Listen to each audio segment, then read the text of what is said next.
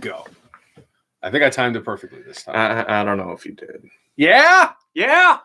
Welcome, everyone, to episode 221 of the F and Marks podcast. I'm Jay. And I am the brainless one. Yeah, you got to own that. Oh, yeah.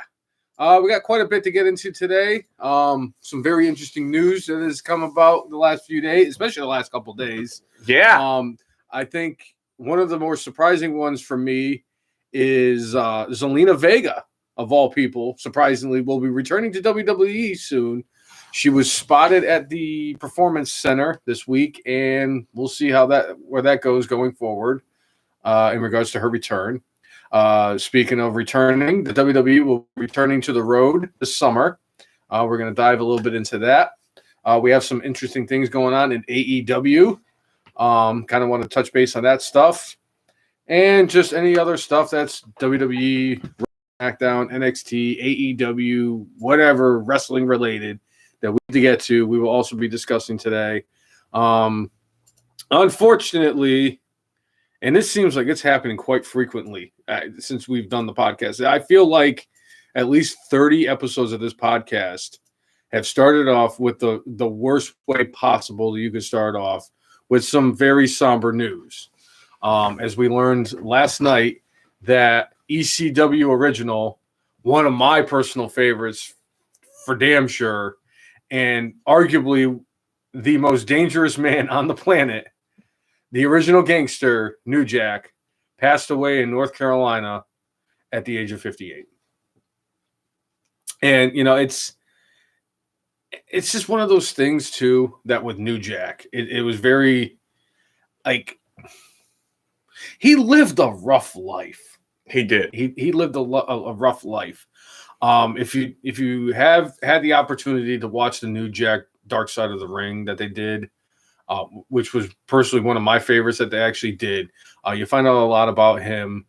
And if you haven't watched it, I would suggest tuning in and watching it at some point. It was just so perfectly done. Basically, his dad murdered his mom when he was a young child, and he basically watched it as it all went down. He got really deep into drugs and everything, but he was a bad motherfucker. And in the 90s, back in Smoky Mountain, I think it was. Yeah, Smoky Mountain with James E. Cornette. With Jim Cornette. He was basically their biggest heel, where he was doing some of his best work, and all was because of the color of his skin. And, he got over really, really well as a heel down there until he transitioned over to ECW, where he fit in perfectly. And New Jack has had some run-ins in the past with other wrestlers. I mean, he is definitely, in my opinion, one of the most infamous wrestlers, if you think about it, between the mass transit incident, the incident with I forget the dude's name, but he stabbed him during a match. He stabbed him during a match, Gypsy Joe. Right. That was Gypsy Joe. He stabbed, I think, 11 or 12 times or something like that. Tougher than a $2 steak. Yeah. And there was the guy, this would be perfect to have Corey in a situation like this. There's the guy that he threw off the top of the scaffold. Oh, yeah. And he was trying to hurt him when he did it, because I think he got injured. He injured New Jack in a prior match, and New Jack was using it as a receipt. I'm like going, dude, the way you were trying to receipt was trying to kill him. I remember him talking about that. But yeah. And I think the best way to describe New Jack as a wrestler was, I remember a few years back, you showed me a list. It was the 10 times that wrestlers took it too far and things got real. And I remember it was because Antonio Anaki and the Great Antonio was on that list. And I remember you telling me about that and everything. And I remember looking at that list. The thing that just was so interesting about that was New Jack was on that list. New Jack was the only person on that list multiple times, and he was on it 3 times. He was number 1, he was number 3, and he was like number 7. And I don't even think the mass transit incident was actually on that list for the top 10, which is crazy. Right. Where he basically, just watch the Dark Side of the Ring. Yeah. For me, losing New Jack was a big shock for me. I was a huge ECW fan as a kid. I love New Jack, And to this day, he is still the only wrestler in the history of professional wrestling to have his entrance song play throughout his entire match, which was, I think it was Menace to Society by NWA. Yes. Or Ice Cube. I know something like that. But just very sad news. He died of a heart attack at 58 in his home in North Carolina. So, yeah, definitely. Some of the things he did in the ring, I was not. I was like, oh, nah, that's not cool. Mm-hmm. That's too much. But I don't know. I have a hard time with like separating like what he did to people mm-hmm. and like entertainment. It's like going, dude, if a guy disrespected you like in the locker room and you decide to stab him, like, come on, man. Because I mean, how much do we rail against? What was her name? A couple of years ago, the female wrestler. She took liberties and ended up hurting someone. And was the chick from that used to wrestle in Lucha Underground? Yes. That wasn't. But I mean, we railed against her, like going, no, this is not cool. And this is the thing with New Jack is he did that a lot. Where it's like with ECW, part of the thing was violence, but you know, there's having a violent, you know, predetermined wrestling match versus you know, attempted murder, which. That's what he did a few times. Yeah. Not cool. But I mean, I have some respect for what he put his body through and some of the entertainment that he gave the fans over the years. And that's just the whole I have some issues with that, but as far as like fun stuff I've seen with New Jack, there was a shoot interview with him, Iron Sheik, and I forget the third person. I think it was Honky Tonk Man. That is absolute gold. Yeah. If you ever get a chance, check that out. Definitely check that out. And Iron Sheik was pretty drunk there. And actually, I think all of them were drunk and or high. Yeah. But it was a fun bit of thing. So if you do also get a chance, once Peacock gets their shit figured out, and you get a chance to watch when New Jack and Spike Dudley took on Devon and Bubba Ray for the tag team titles, where New Jack jumped like 40 feet off of the balcony onto, I want to say it was Bubba Ray on a table, and just how crazy that was. And like even like Bubba Ray even went out and sent condolences because like they had some of the New Jack and the Dudleys had some of the best freaking matches out there. And it was just for me as a kid growing up, like, yeah, it was cool seeing New Jack because Menace to Society would be playing, and here comes New Jack coming down to the ring, and he's got his little shopping cart full of stuff, and you're like, what's in the shopping cart this time? Because it was never the same shit. And like you know, he would have like, you know, obviously he'll have like, you know, stop signs and kendo sticks and steel chairs, and like one time he threw a vacuum in the ring, another time he had like a scale. You know, he I think one of the times he actually had the kitchen sink with him. So he literally had everything in the kitchen sink. But it's just he was a fun dude to watch, very entertaining. When you're a freaking psychopath who's a young kid who likes wrestling and you want to watch something different, that was the shit to watch. And New Jack was one of those guys that really stood out for me. And to me, to this day, I think he is still the baddest motherfucker that has ever graced this planet. Okay. So I was very sad to see New Jack go. I was quite devastated. I needed a moment. Like I actually had to do like 30 minutes of research before I even when I saw it, I was like, no, that can't be right. Yeah. And I actually did a lot of research and made sure and found multiple sources saying, because I'm like, yeah, dude, I mean, that, you know, how many times does the internet kill people over the years anyway? Right. So, you know, certainly personal condolences for his family right now. Mm-hmm. And, you know, I hope he found some peace in his last few years. Or some good weed, one or the other. Well, I think that would end up, he would have some peace, at least. Yes. I will say this, as somebody who has smoked weed in the past, I would like to add on that I have never in any time wanted to either stab somebody or jump off of anything. Right. I don't even like jumping out of Maybe bed. take a chair shot, but no. Anyway. But so let's get into some other stuff since we got the somber stuff out of the way. Yeah. I think another big surprise was what we found out on Thursday, because I think this week is the week of surprises. Yeah.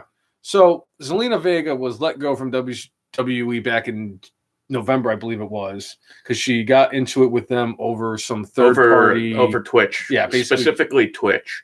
She was actually making more money from Twitch than she was from WWE. So she was like, well, you know what?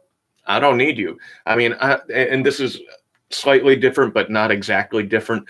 Back in the day, MC Hammer was actually given a record contract, and he just said, I'm not signing this, because he was making more money by selling his CDs and his tapes out of the back of his car than he was going to get from the record company.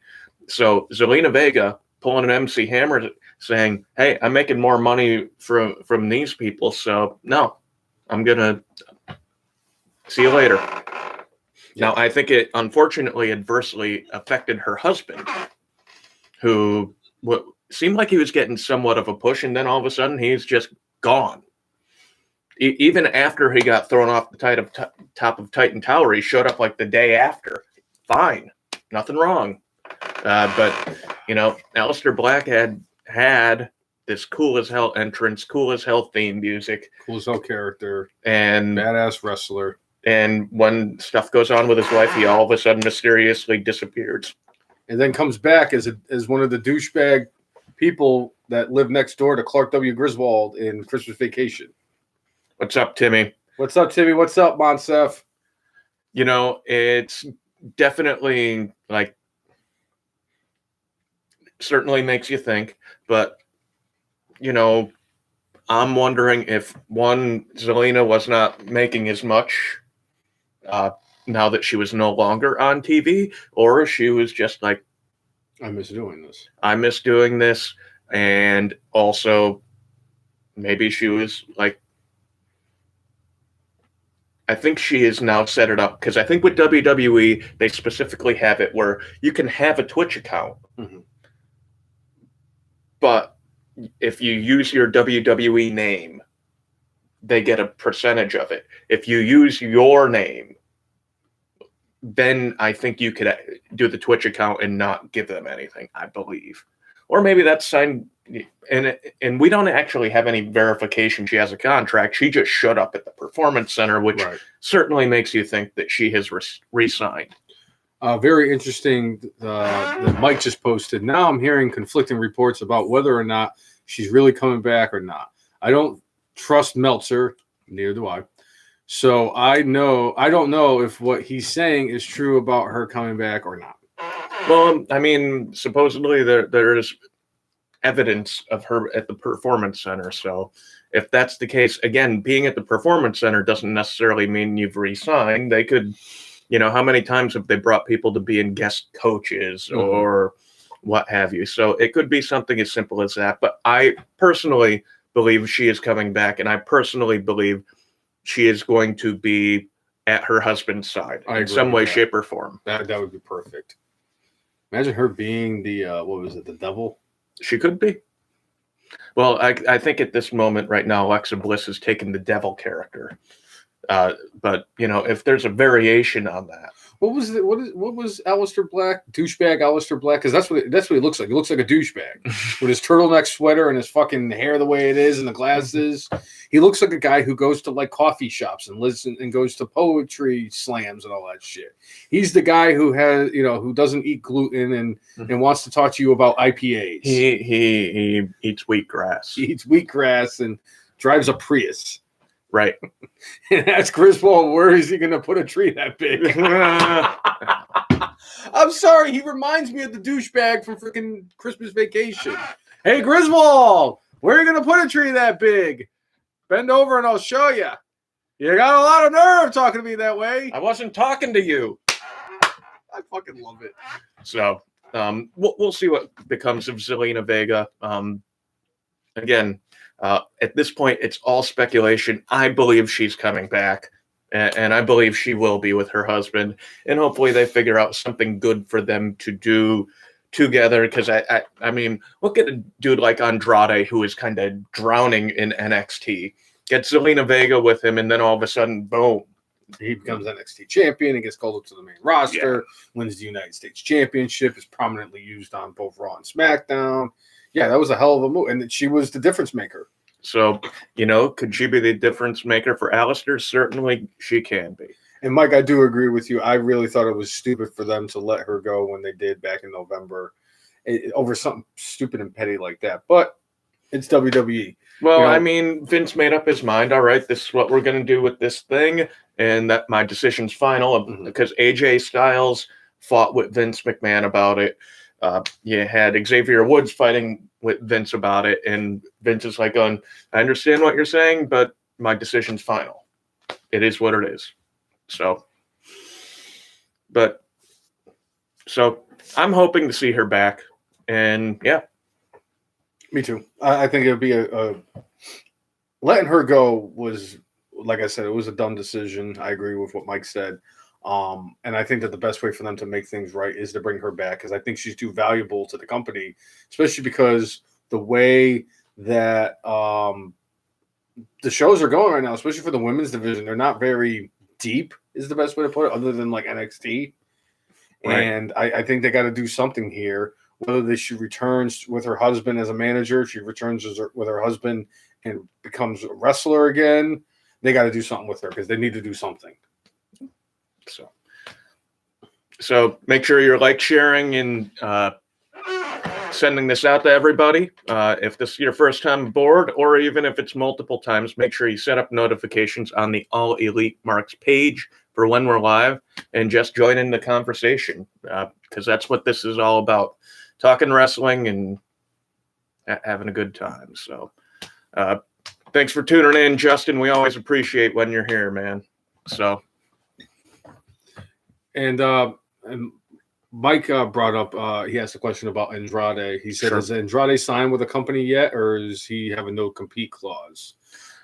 I think he has the no-compete clause was done away with, allegedly. That had something to do with Charlotte Flair. Charlotte got it, so he didn't have a no-compete clause. One of his matches, is he going against Omega for the AAA title? And then another one, talk about one of those things where I'm like, I'm not sure I would take this match if I were him, but he's supposedly going against Alberto Del Rio. But you already knew that. I mean, talking about a dude who's most likely going to be going to jail for maybe the rest of his life.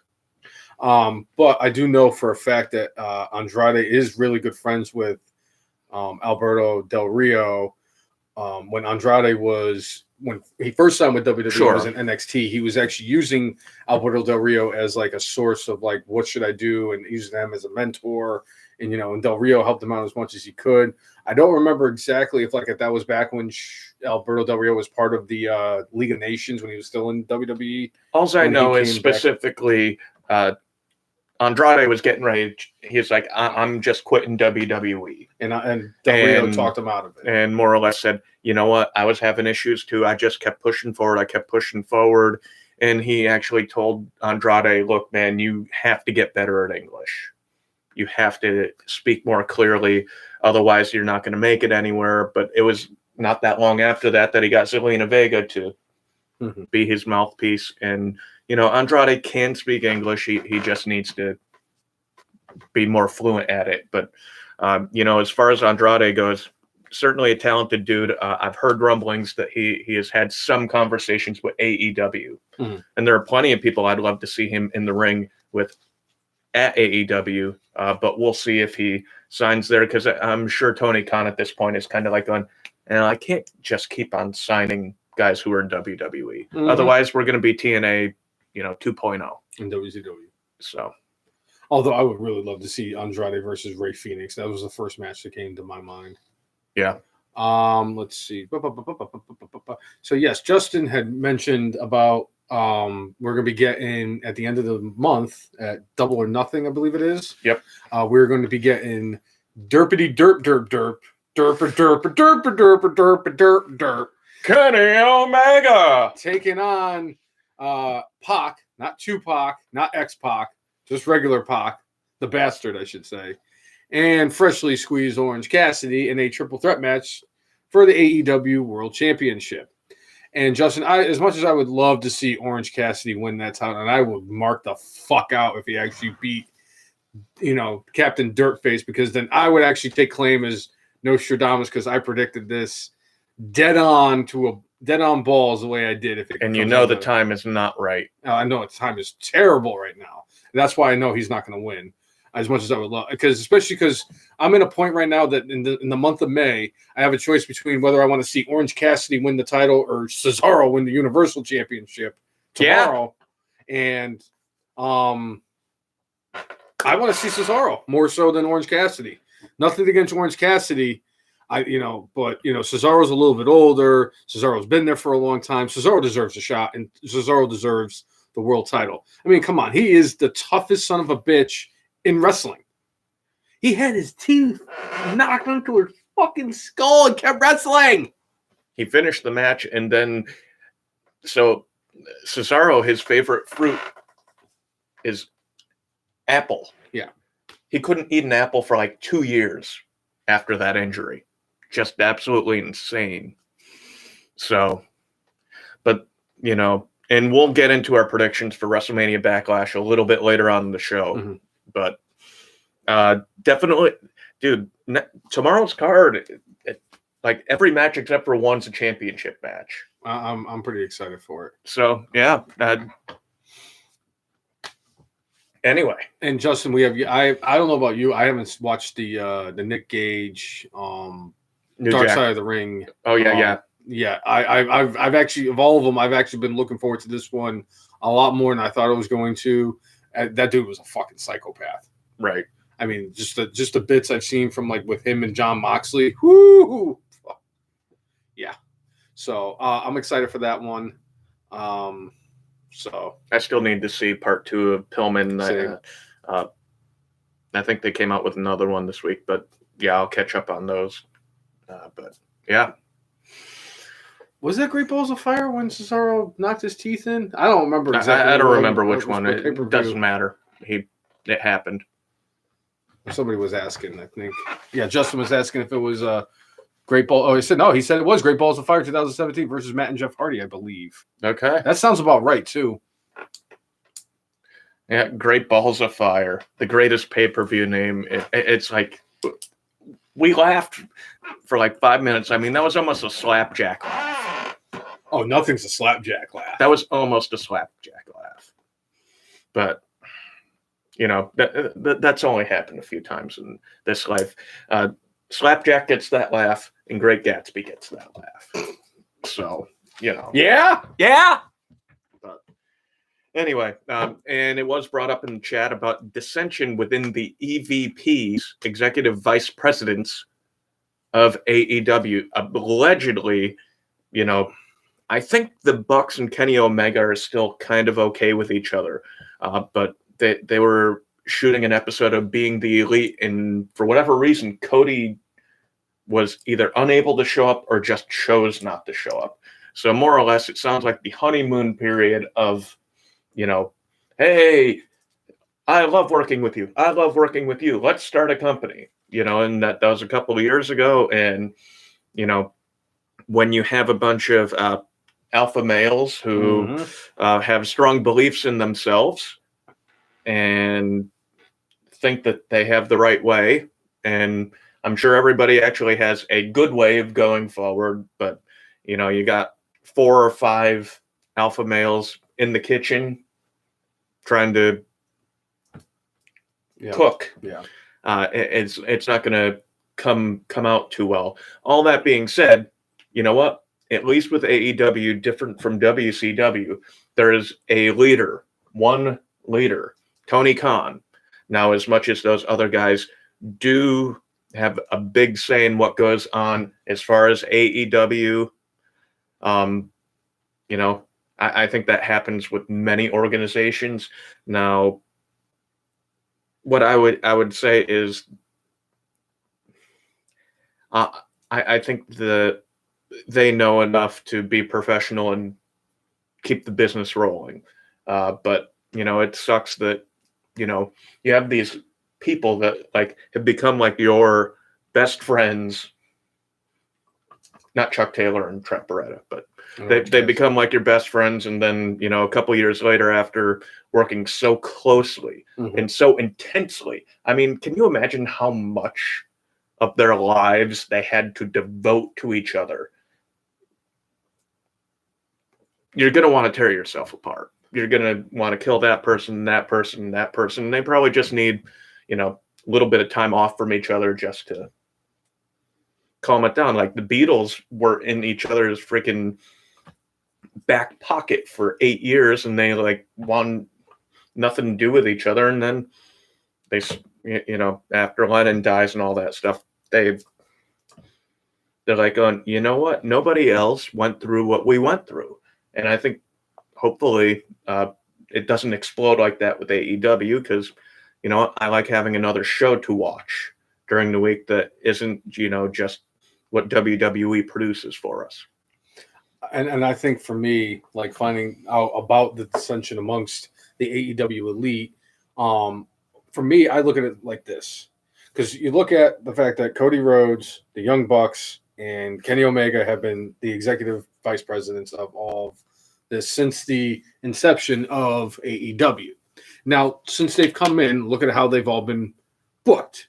Cody Rhodes did a great job at booking himself. And, he booked himself against his brother at the pay-per-view, and they both had a 5-star match against each other. Cody, I don't even think Cody really got a AEW title match because he lost that stipulation against MJF when MJF turned against him, and Cody is no longer eligible to ever wrestle for the AEW title. He did win the TNT title, but like the way he had it as the TNT championship, it was a title that he wanted to help get put over. What's the best way to do it? You put one of your big names with that championship, and he defended it as best as he could. And I just like the way that Cody's been booked since he came into AEW. And I think it's a combination of the fact that, I was a fan of Cody Rhodes when he was in WWE. The fact that he's in my opinion, he's the only person on the planet that could have gotten that dumb Stardust gimmick over, and he did it, and he killed it.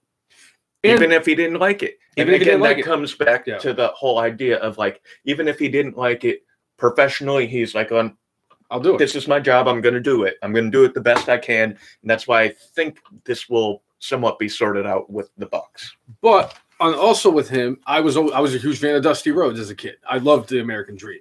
It's hard times, baby. I used to dine with kings and queens and ate in the alleyways on pork and beans. Right. Hard times, son of a plumber. But and then I look at like the Young Bucks, and they're just a bunch of older dudes who have just not figured out the fact that they're not 19 anymore, who think that they're better than they really are.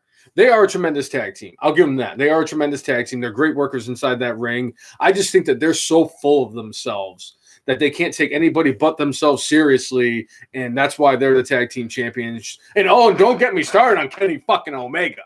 All right, that guy should not have been an executive vice president. So one thing I'm going to say specifically about the Bucks, though, they just wrestled the independent scene, and like they were in Ring of Honor, they were in Impact, and they wrestled in Japan, and they got themselves their own merchandise.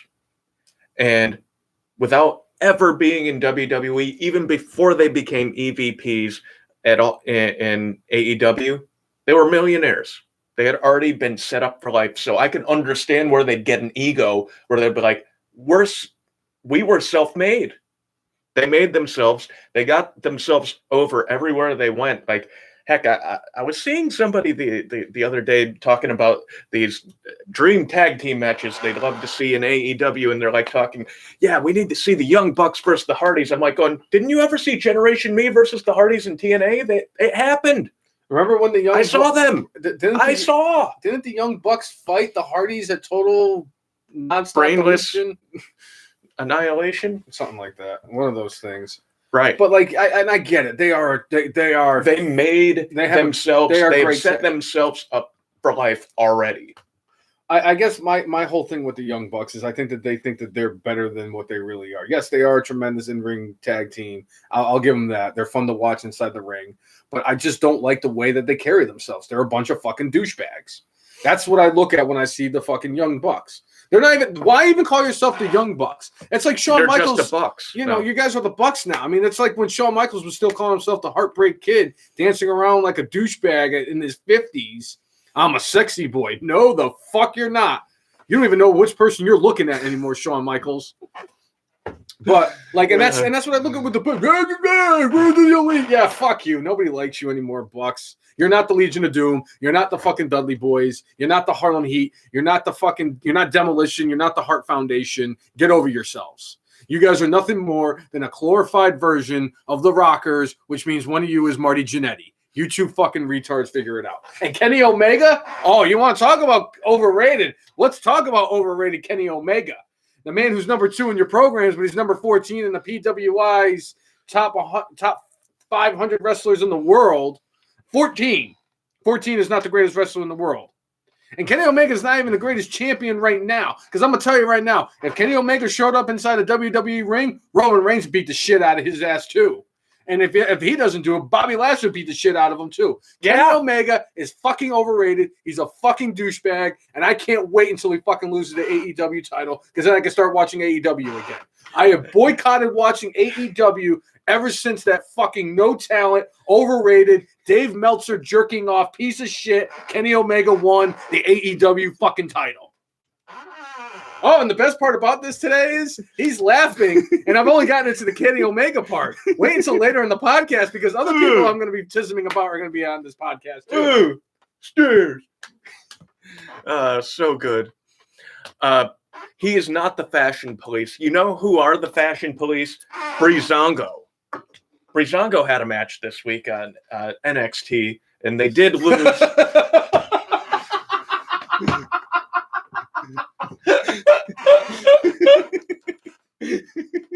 Because those how you really feel. Oh, that's a good one. I like that. Dynamite drop-in, Afi. I like it. But Breezango went against MSK this week in a non-title match, and shockingly, MSK won. What? They won a non-title match. Somebody like a non-title match where the champions won. My goodness, thank you, Triple H, for not being, an idiot like your father-in-law. So, of course, just as Nicole starts watching, we talk about Breezango. Well, we should be talking about Breezango. I mean, we're talking about the fashion police. They were the fashion police. Right? Nicole, did you watch my Kenny Omega meltdown? That's the more important question. I mean, I think I'm going to have to now officially. One thing I used to do, and I might have to get back to doing it, is I made a little segment that I used to call "The Brainless One Loses His Mind," and I mean, the Nia Jax rant from a few years ago is up there. I think a lot of views on YouTube. I think this might be there. This could be the relaunch of the Brainless One Loses His Mind. We could make this a weekly occurrence where I just lose my mind over something. Just all you got to do is, all we need to do is we just got to get Don't Eat Brown Snow. He's got to get Don't Eat Brown Snow to come in and just say Omega, Omega, Omega, just Omega me to death, so I can be, yeah, and I'll Varner myself. Wait. All right. Wait, Kenny Omega's the AEW champion. So, yeah, as far as AEW goes, we might as well start. We'll go into that a little bit. So, Jon Moxley went against Nagata for the IWGP US title. I love that Moxley came out the Wild Thing, the old school Wild Thing, not the one that was in Major League, but the really old school Wild Thing. It was great. And they had a heck of a hard hitting match, and at the end, Moxley goes over, but it was a cool respect thing at the end Mm-hmm. where like Moxley bowed down and then put his head down, and then Nagata did the same thing to him, and then they kind of like put their heads together. Freaking great. I loved it. Monstef, this is the best way I could put it. If I was locked in a room and I had a gun with one bullet and I had to choose between either watching a Kenny Omega match, a Nia Jax match, or take the gun and put myself out of my own misery, I'd grab the gun. Crazy. Because knowing my luck, the match that I would watch with Omega would end up either being him with the 9-year-old Chinese girl or him versus the blow-up doll. And my favorite part was the fact that F&M Marks Hall of Famer El Jefe earlier this week was trying to defend and say that the Kenny Omega versus the blow-up doll match was actually a really good wrestling match. I've never wanted to flip a table more in my entire life when he said that. No. Or 999 yen.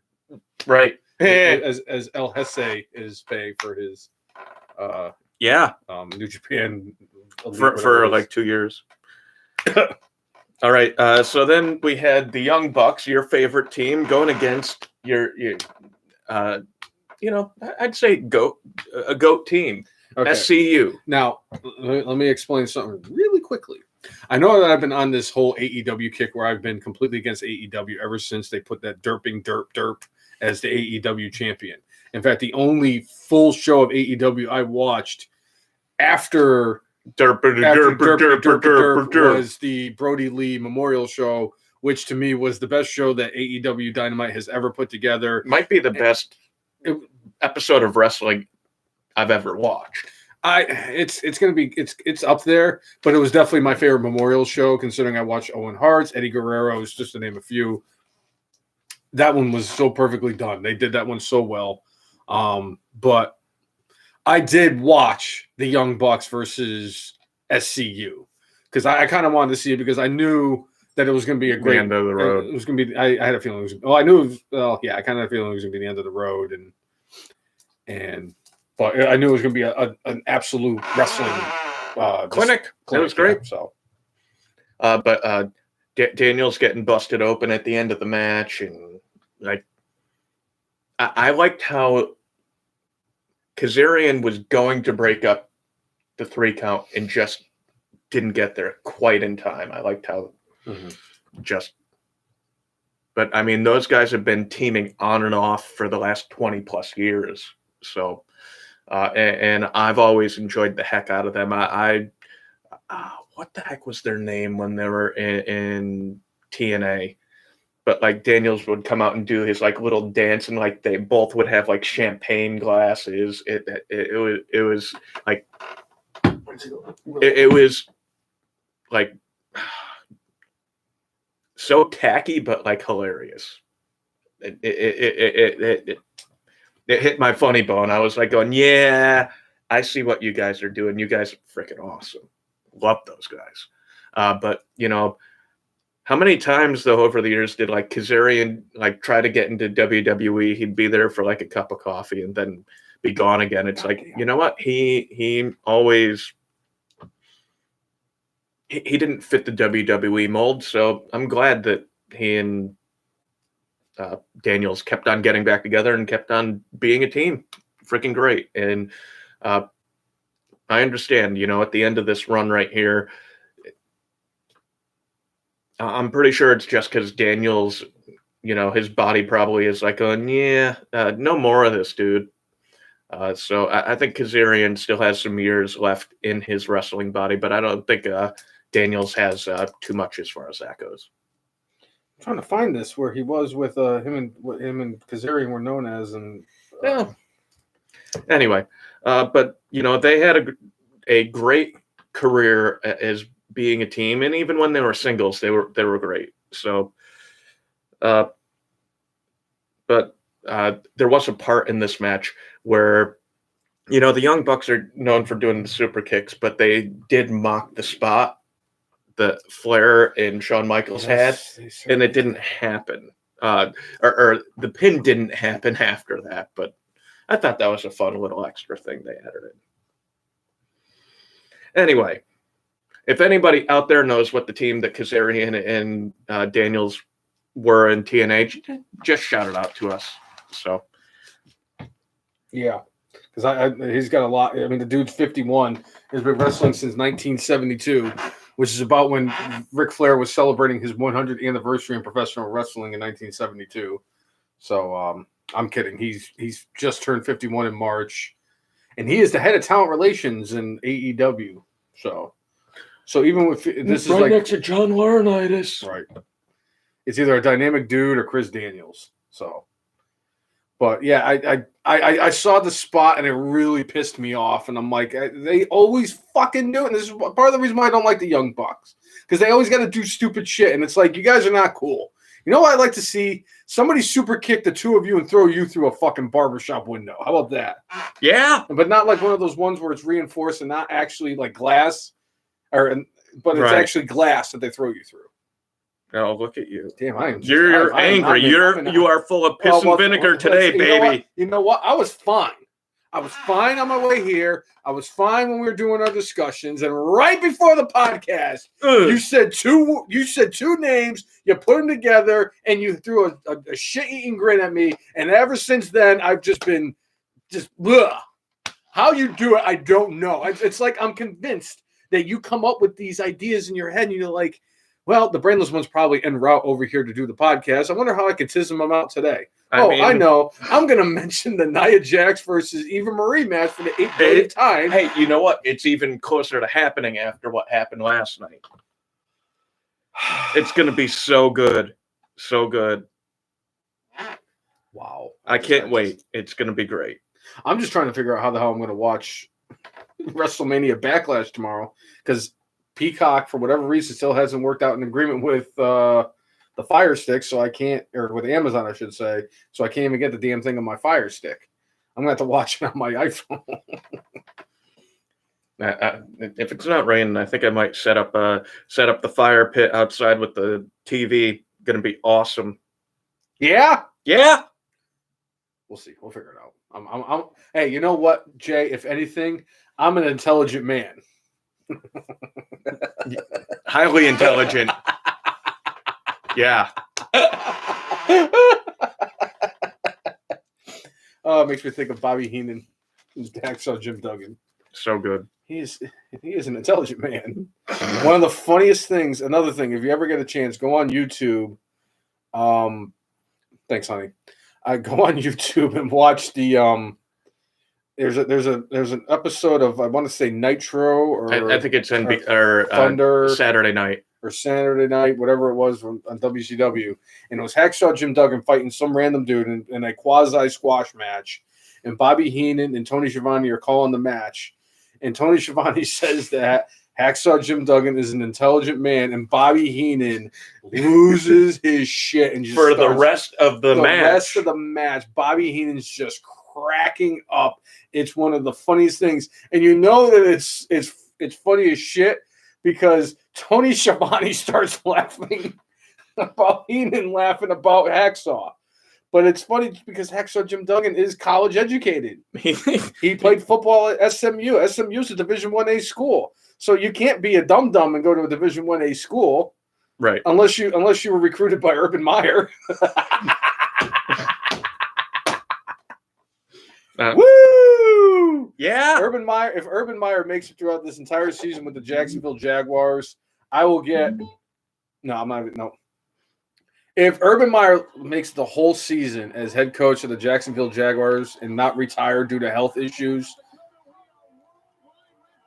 here it is. Worldwide Wrestling. Hacksaw Jim Duggan is the biggest favorite at Bellevue. Yeah, and I'm going to turn this up and. This is fantastic. This is not quite Clash 13. I have really had a chance to get to know Hacksaw Jim Duggan over the past year. He is a great person. Not only that, he's a very intelligent man.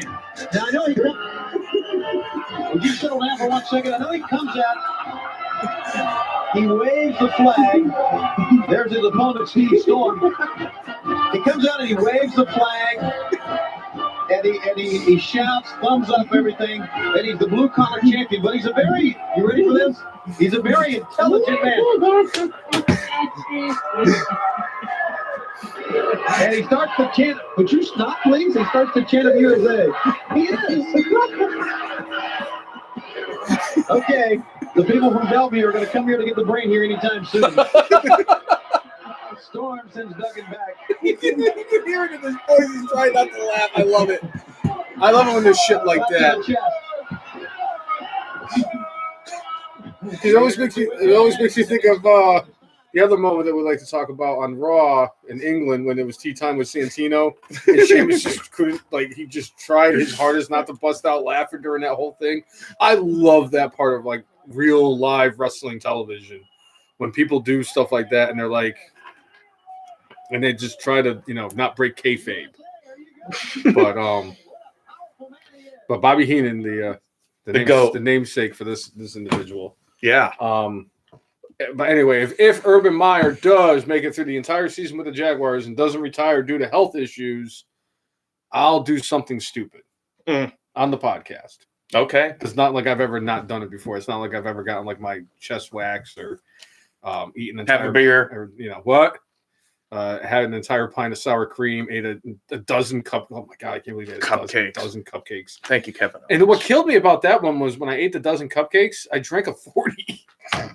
I'm like, all right, so I'm just gonna dump all this sugar into my system. And what am I gonna wash it down with? Well, obviously with a Colt 45, because if the 40 don't get you, the 5 will, on top of the diabetes that you get from all those cupcakes.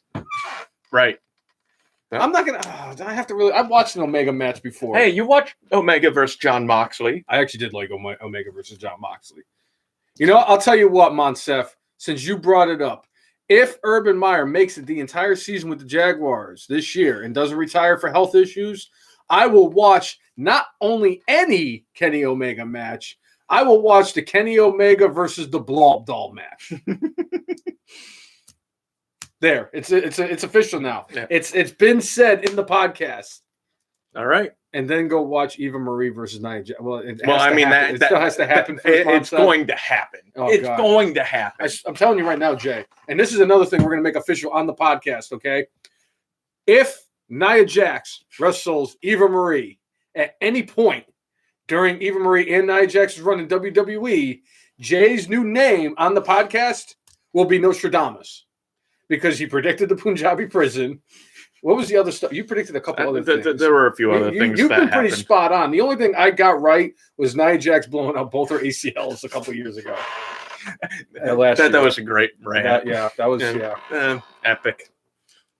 Although my whole plan, I called the Kenny Omega win the title. I called Kenny Omega losing the title to Orange Cassidy, and then I called Orange Cassidy losing the title to MJF. And I'm telling you right now, that would be wild if I was dead on with that. I don't want to be Nostradamus. You're Nostradamus. Right. Or I'm just going to start calling you the Punjabi prison guard. I'd like that. All right, so we had Pac going against freshly squeezed Orange Cassidy, where the winner of this match was going to be named the number one contender in going against Derp at Double or Nothing. And during the later portions of this match, Orange Cassidy legit got hurt and they had to call an audible in the middle of it. And it was allegedly the whole time it was supposed to be either whether it was a draw, I think I heard originally it was supposed to be a time limit draw. Mm-hmm. And when Cassidy gets hurt, they just called an audible and said, we got to do a double count out. Double count out happens. And now we're going to have about the 1 billionth triple threat match for a title coming in the last couple months between AEW and WWE. So I have no problem seeing Orange Cassidy in the title match, Pac in the title match. It's just a shame because we know that either Kenny Omega or Orange Cassidy are going to eat this pinfall because Pac doesn't lose to anybody. At least that's what his gimmick says. I mean, a guy who lost to a certified G and a bona fide stud. And you can't teach that. Right. Bada boom. Realest guy in every room. New unified tag team champions, Commander Aziz and Omos. That would be quite a large team. I'm going to tell you right now, I watched Commander Aziz kind of do his thing last night because they had a little segment. That was, oh God. That was some drizzle shits last night. Almost that entire segment was drizzle shits until my hero, Sami Zayn, came out and saved it as best as he could because he was literally the only person who could have saved that. But I'll get into that once we get into SmackDown a little bit. So Monsef's saying they should have a 6-man championship belt. You know, back in the day, World Class Championship Wrestling actually did have a 6-man tag team championship. And I think the Freebirds were the champions. The fabulous Freebirds! The original ones. Before the Jimmy Jam era. Oh, so that was hold on, that was Michael Hayes, that was Bam Bam Gordy, and that was Ronnie Garvin? No, it was I always forget if it's Buddy Roberts or Buddy Rogers. But I think it was Buddy Roberts. So they were the original 3, and or wasn't it the Nature Boy Buddy Landell? No, not Nature Boy Buddy Landell was not part of that, but they did have a 6-man tag team championship, and usually it went back and forth between the Freebirds and the Von Erichs. So, but that kept that thing going. I mean, that kept World Class going for an extra decade. I want to say there's a 6-man tag title in the Ring of Honor too. Possibly. I'm not sure. I haven't been following too closely with Ring of Honor. My only thing about them doing like a 6-man or like a 3-man tag team title like that is that right now the tag team division on both Raw and SmackDown are not very good. Well, it's not that Buddy Roberts. That's Timmy. Timmy's really trying for that Hall of Fame induction this year. I'm telling you. Well, you know, as far as having something like that, I mean, it's not so much working off of tag team division because it's a different thing. But honestly, I think if in WWE, if they were going to truly make that work, Teddy Long would have to come back as SmackDown general manager. That way we can have a makeshift 6-man tag match every week. And maybe you just sit there and have, like, every week, that's the 6-man tag team or the 6-woman tag team championship match. Every week you crown a new champion. How about this one? If Mick Foley were to wrestle, would he be a singles champion, or do you think he could actually wrestle for the 3-man tag team titles? Because technically, he could wrestle as Cactus Jack, Mankind, and Dude Love at the same time and win those 6-man tag titles. I don't know. I mean, what if we had The Undertaker, and Kane as a 6-man tag? Because, I mean, we saw The Undertaker go against The Undertaker. Oh, no. There's no way that Primetime Brian Lee is ever winning a championship at any level. Come on. That performance at Clash of the Champions was 13 epic. Was not epic. In fact, he's going to be going in my shit gimmick fucking tournament just because of the fact that he missed that. He fucked up that cross body. That tournament bracket should be put together by the end of this today, and I'm hoping to have it up again by this weekend. If not, I mean, we could probably borrow from Botchamania, but like the greatest botches of all time. Oh, Clash 13, you are the gift that will give until the day my memory goes or the day I died. Well, you know what the best part is, Jay? You could say that because I can't. My memory's already shot to shits. Yeah. You know, it's like what David Spade said to Chris Farley and Tommy Boy. My brain is coated with malted hops and bong resin. Yeah. I like to party when I was younger. All right. Party time. All right, party time. All right, so main event for AEW this week, we had Miro going against Darby Allin for the TNT Championship. I was not shocked by this ending. I am not shocked that Miro won the championship.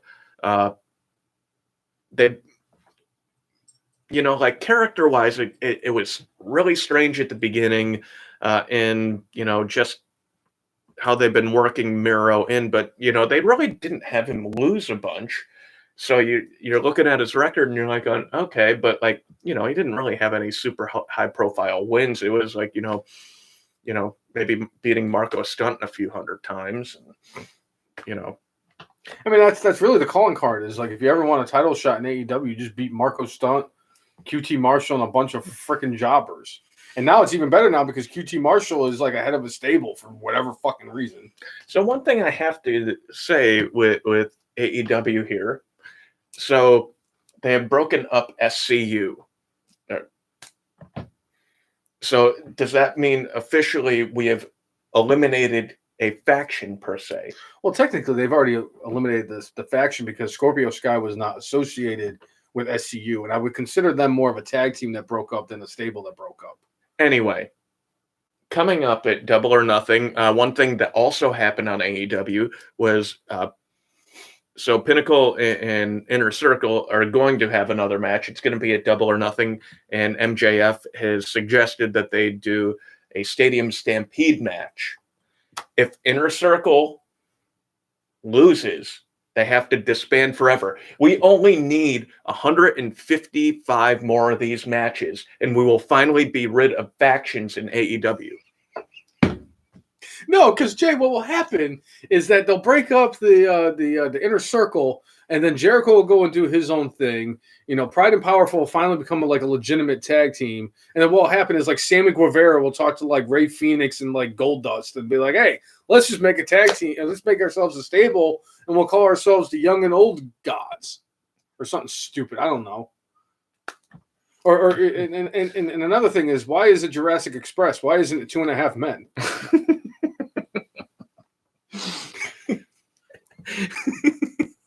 Boom.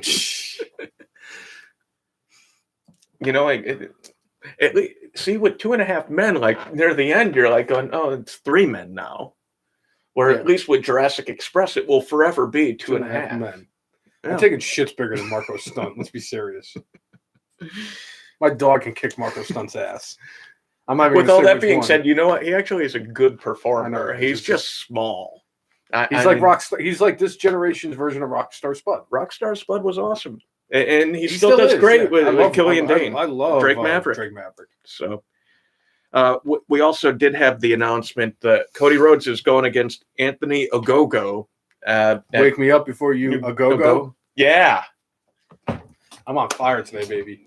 And that match will be at Double or Nothing, and I was kind of like, Anthony Ogogo at Double or Nothing. I mean, this is like their biggest or second biggest event of the year. Why is he going against him? And it's like, oh, he was the first like trainee in the AEW like wrestling school. So they're like, you're going against the person who more or less started the company. So, it's a good high profile match. And with the fact that Ogogo was a former professional boxer, and I forget if he medaled in the Olympics. I think he got a bronze medal in the Olympics for being a boxer. So it's like, hey, he obviously is a high-end performer.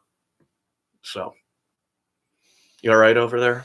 This is gonna be the TISM episode. I can already feel it. All right, I've already had 2 of them. All right, hit it in an hour. In an hour. I'm going to have 3 TISMs about Kenny Omega in a This fucking is so hour. good. Thank you so much, Johnny Brown Snow. Hit and clean up. Oh, God damn. No. For those just tuning in, the Brainless One has said, not that these are super interconnected, but if, what's his name? Urban Meyer lasts the entire year as Jacksonville Jaguars head coach. Not retired due to health issues. The Brainless One is going to watch Kenny Omega versus the Blow Up Doll. So we will find out in about, 9 months, whether or not the Brainless One is going to. He'll probably. What if he makes it through the whole year and then retires at the end of the season? I'll count it. Okay. He has to make it to season 2 for me to not watch Kenny Omega versus the Blow Up Doll. Okay.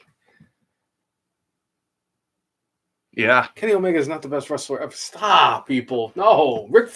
First of all, Ric Flair is the greatest wrestler ever, and it's not even close.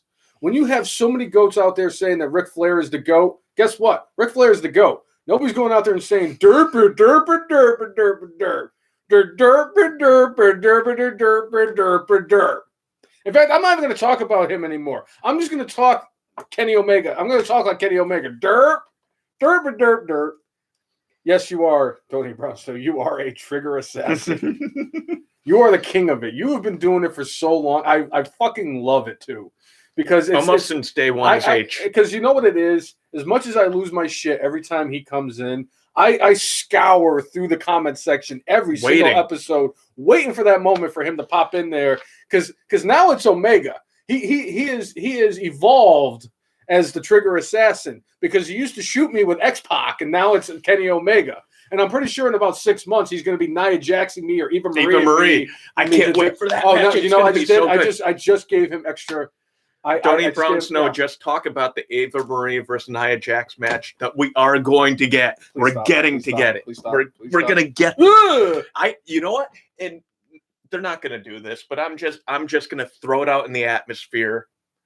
Nia Jax versus Eva Marie in the Punjabi prison is not happening. No, that's not going to happen. It's going to be at WrestleMania for the women's title. Oh, God. I don't think that's going to happen, but like, I think that would be the most triggering thing. The sad part is, Jay, the sad part about that, we have a better chance of seeing Eva Marie versus Nia Jax for either the Raw or SmackDown women's title at WrestleMania than we do of seeing the Iron Sheik. As sad as that is, it is probably the most truthful statement. And if for whatever reason we were to actually get the Iron Sheik, I've been trying. WrestleMania 38. I've been trying for WrestleMania next year for the Iron Sheik. I've been trying. I've been contacting the Iron Sheik. I don't know what I got to do. I got to call Vince McMahon himself. I'll do it. We need the Iron Sheik at WrestleMania 38. You need to bring closure to what Bobby Heenan said 20 years ago. Yes. Yes. Yes. See, the thing is, I actually like. I have issues with Sasha, but she yeah. That would be great. I want to say, who the hell was it? Was it Jeff that said the triple threat should have Lana in it too? Yes. Okay, I thought so.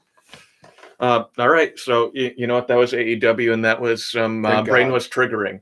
Thank God AEW's done. No, it's a derp. All right, we already brought up Nicole's favorite team. All right, we did have Kyle O'Reilly going against Top Rope Promotions Oni Lorcan in a match. And you know what? These two, anytime you put them in the ring, I'm going to be happy because it's that hard-hitting style. Mm-hmm. That I actually feel like I'm watching two dudes beat the hell out of each other. Yep, because they probably are. I love what, and he is, and it's not even just like a Top Promotions legend.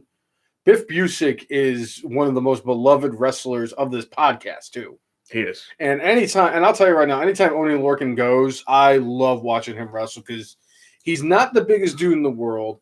He's not the best looking dude in the world. He looks like he's been in a couple of barroom scraps in his life. But damn, that man can wrestle, and he is tough as shit. I love watching him wrestle. He's one of my favorites to watch down in NXT, and I've been a fan of his since this whole podcast even started. I've been a fan of Oni Lorcan. Tony Brown Snow, I don't think Omega invades WWE. A couple weeks ago, I posed the idea out there that Daniel Bryan is going to invade AEW as Bryan Danielson, but we're going to actually find out at some point he is working for WWE, and who says he doesn't take the title from Kenny Omega and bring it to WWE? Just throwing that out there. Well, he's a better wrestler than Kenny Omega. Right? He has no dirt face like Kenny Omega.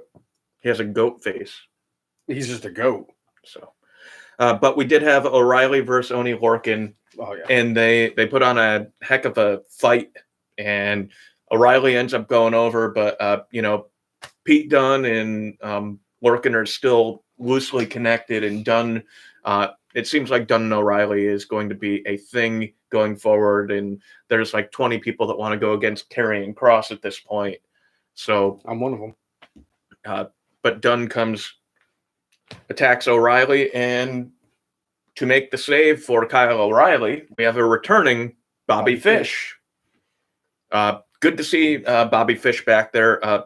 Unfortunately, I think he's going to probably get injured in the next couple of weeks. So whatever goes on with that, so be it. But more or less, Bobby Fish said, look, I got my own scores to settle, but for at least this week, he helped out Kyle O'Reilly.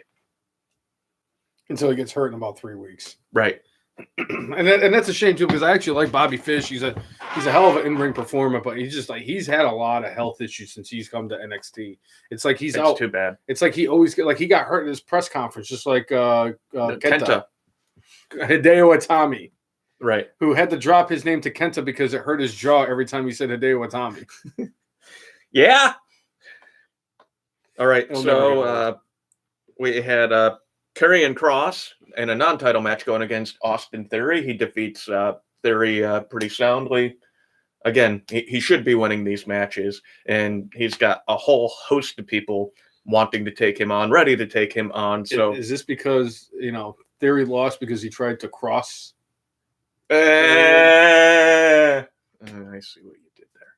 Anyway.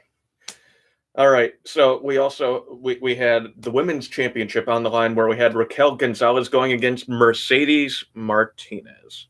I'm a big fan of both of these ladies. Hey, that's Dirty Water's finest, Mercedes Martinez, by the way. She is from Waterbury, Connecticut. Oh, okay. Waterbury, the Dirty Water, right? Also the hometown of my brother-in-law, DJ Joey O. Right.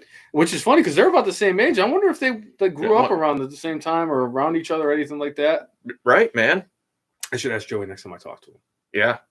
Oh, he's doing the other thing. No. You know that's going to happen, right? No, I know. He's going to have some matches. Yes, I know the Xbox is gonna have But what if he tears his butt again? By the way, yes, just to put it out there, you and I both know somebody personally who has seen that sex tape with X-Pac in China. I'm glad I never saw that. And that individual said it was terrible. And I told them, of course it was terrible. X-Pac was in it. Just like watching him wrestle. It's not very good at all. I like to miss the Lightning Kid.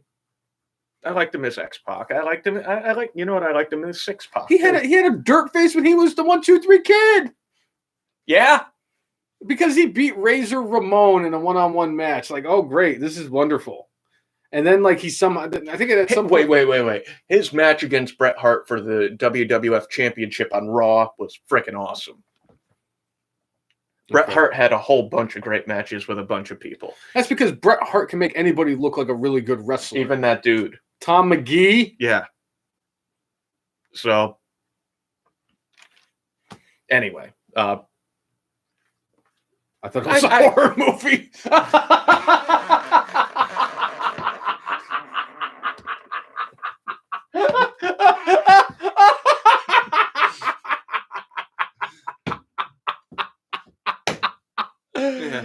Oh, we remember the same X-Pac. Oh boy, I haven't laughed this hard in a while on the podcast. I think it was when Slapjack became a thing, and I just kept laughing my ass off about Slapjack. Yeah. You know, Mike, I agree that they should keep Dakota and Raquel together for a little while longer. But I really do think, Mike, that the end result of that's going to be Dakota Kai versus Raquel Gonzalez for the title. Because I've been saying for a while that Dakota Kai deserves a shot at the title, more than just a one shot that she got against Io Shirai. She has done wonderful work since she turned at War Games over a year ago. Yeah. I really do dig her as a heel, and she is a great in-ring performer. I would love to see her and Raquel Gonzalez because that would definitely make a lot of sense. Tim is putting out there his acting ranked up there with Goldberg acting. I'm just going to take just a minor bit of umbrage with that. Goldberg in the Christmas classic Santa's Sleigh. Jay, you are the only person who calls that movie a Christmas classic. The scene where he's on the sleigh and there's the old lady driving in front of him, and he just goes, "Move, bitch." It's so good. It's so terrible, but it's so good. It was such great acting on Bill Goldberg's part. I loved it. Loved it. I still think that the greatest performance by any professional wrestler in the history of movies was when Hulk Hogan played Thunder Lips in Rocky 3. And it's not even close. It was even better than when that freaking 400-plus pound crybaby who now works for AEW played Captain Nathaniel in Waterboy. Yeah. Timmy triggered Jay. Yep. There it is. Hey, you know what? It's fine. Anytime I can talk about Santa's Sleigh or Clash 13, it's a good day for me. Oh, so good. So good. Speaking of really shitty stuff, I was trying to explain to Nicole the Katie Vick storyline.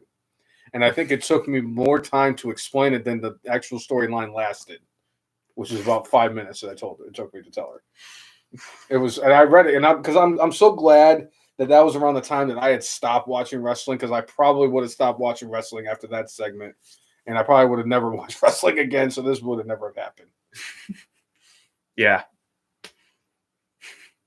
Oh, I love how Don't Eat Brown Snow is messaging us just like Oni Lorcan does.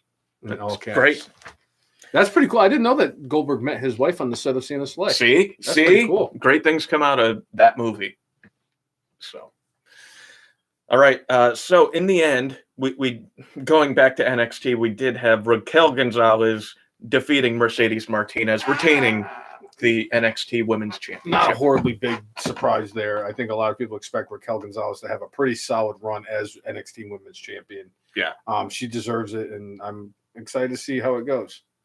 Well, and after Io Shirai more or less had plowed through every opponent, it's like going, all right, well, who's set up for Raquel Gonzalez to go against? It's like you get somebody like Mercedes Martinez who looks about the same size and as imposing. You're like going, okay, I could see this. Yeah. And, they just have to build up a couple other women within the division so you can feel like they're a legit threat. Otherwise, like, they don't really have that like legitimate face in the women's division down in NXT. Now that Rhea Ripley has moved on and is now the Raw Women's Champion, Io Shirai is taking some time off after she just had that massively long reign. And it's like she ripped through every freaking heel they could. And they basically had to make her a face because they ran out of freaking faces for the heels to fight and stuff. So I'm going to be curious to see who's the next one in line. I know that they're very high on that Zoe Stark girl that they just brought in a couple months ago, and she's been getting a lot of exposure. She definitely needs more time, but she's getting a lot of exposure. Her and Leon Ruff are the ones that like they signed, and they just like, here, we're going to give you these opportunities each and every week and let them wrestle. Yeah. Obviously, I think they're leaning towards like a Tony Storm and Zoe Stark type of rivalry. I don't see them turning Tony Storm back to a face anytime soon.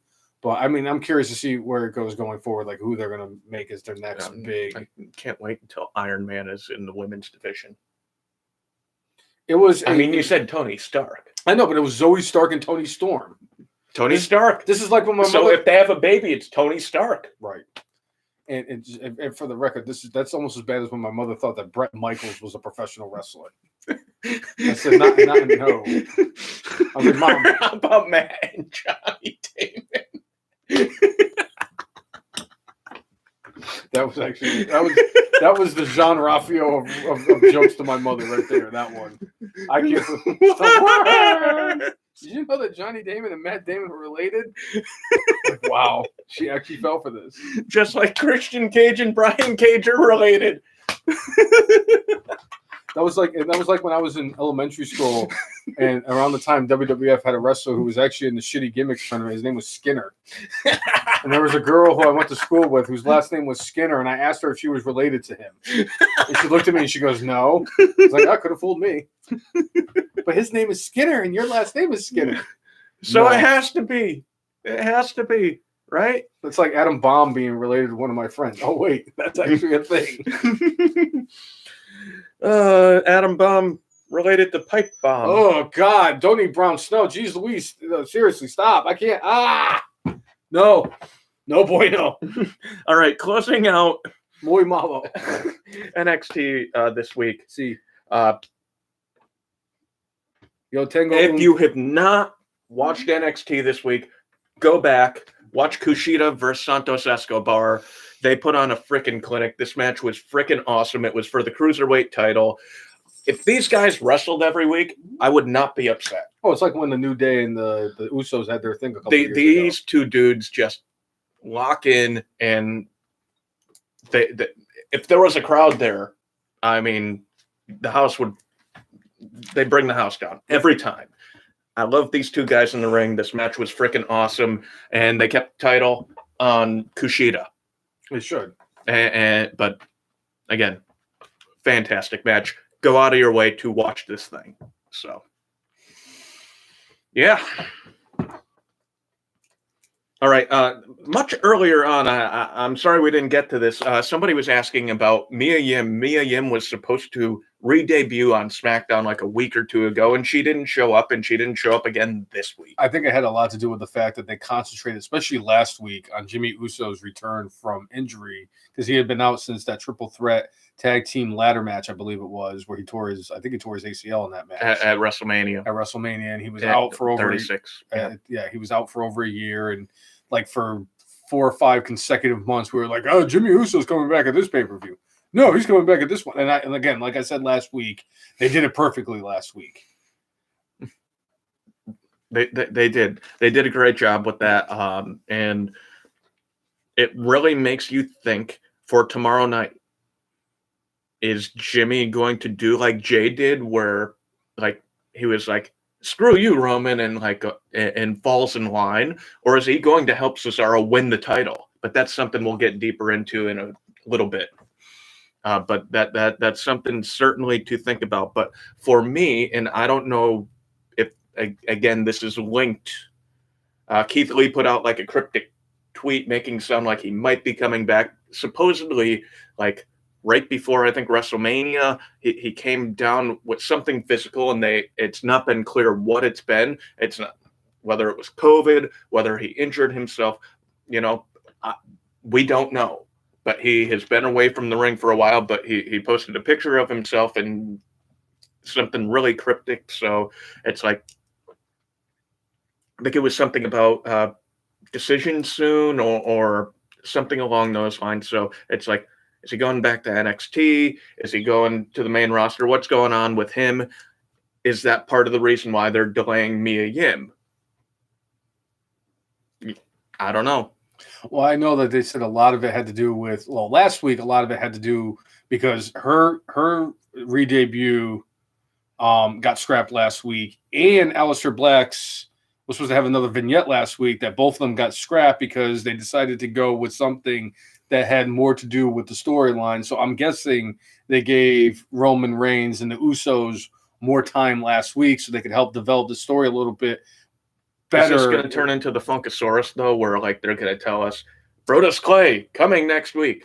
Brodus Clay coming next week. Brodus Clay coming next week. Well, I mean, to be fair, I mean, it would make a lot of sense because Mia Yim is probably as good of a wrestler as Brodus Clay was. Right. So it makes a lot of sense.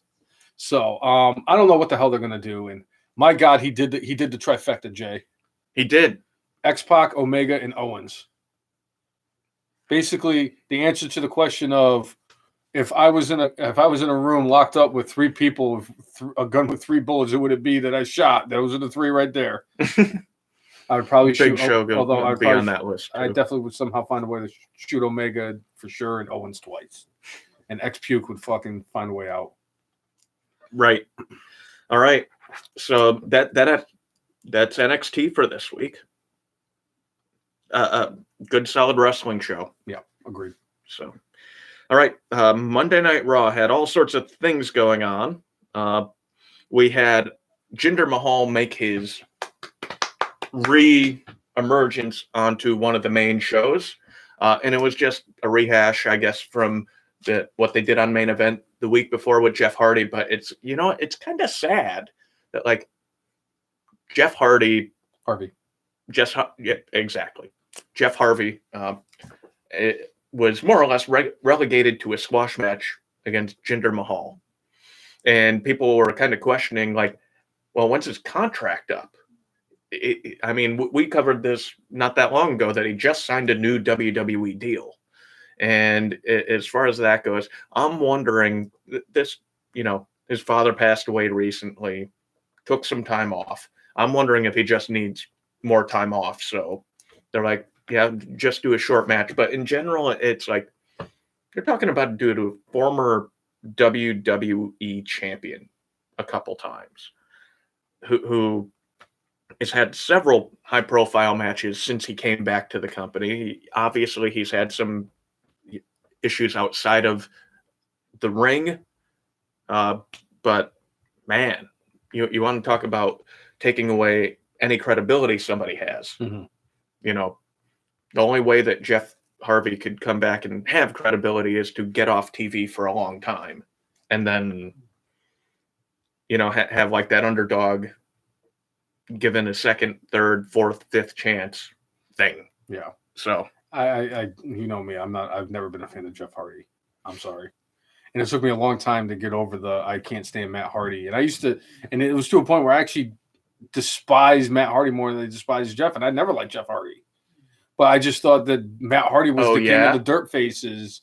And like anybody who has a song that talks about him slamming a tornado. Good. I'll tell you right now, if Matt Hardy was actually physically able to slam a tornado, I'd wax my ass. How about that? I bet he has slammed a tornado. Bullshit. The drink. Oh, that doesn't count. I can slam a tornado. So good.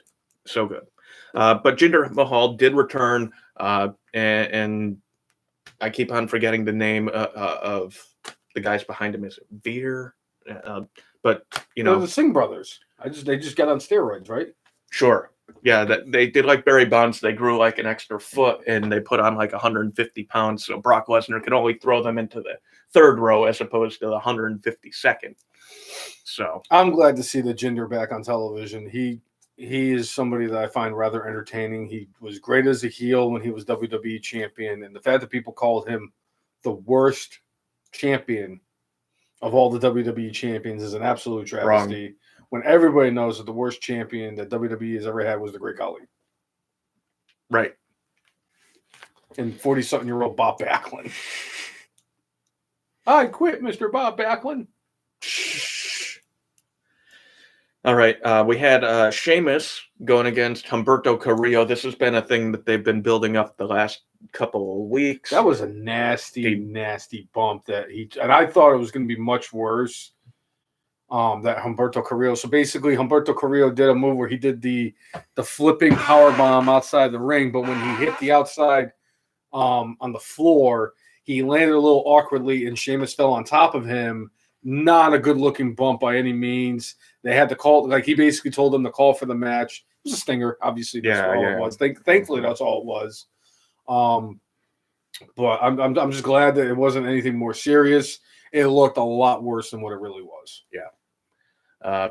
But you never want to see things like that, and hopefully, again, it's nothing more than that. When Daniel Bryan had a stinger in the match, and he insisted on continuing to perform, but they just called the match off, and Bryan was like ticked off about it, only to find out that like that caused all sorts of issues in his body for like I think like the next year that caused him to. And he was like, yeah, I was just too in the moment and didn't want to have my match stopped like that because he was going against Orton. And I mean, high profile match. And yeah, I get it.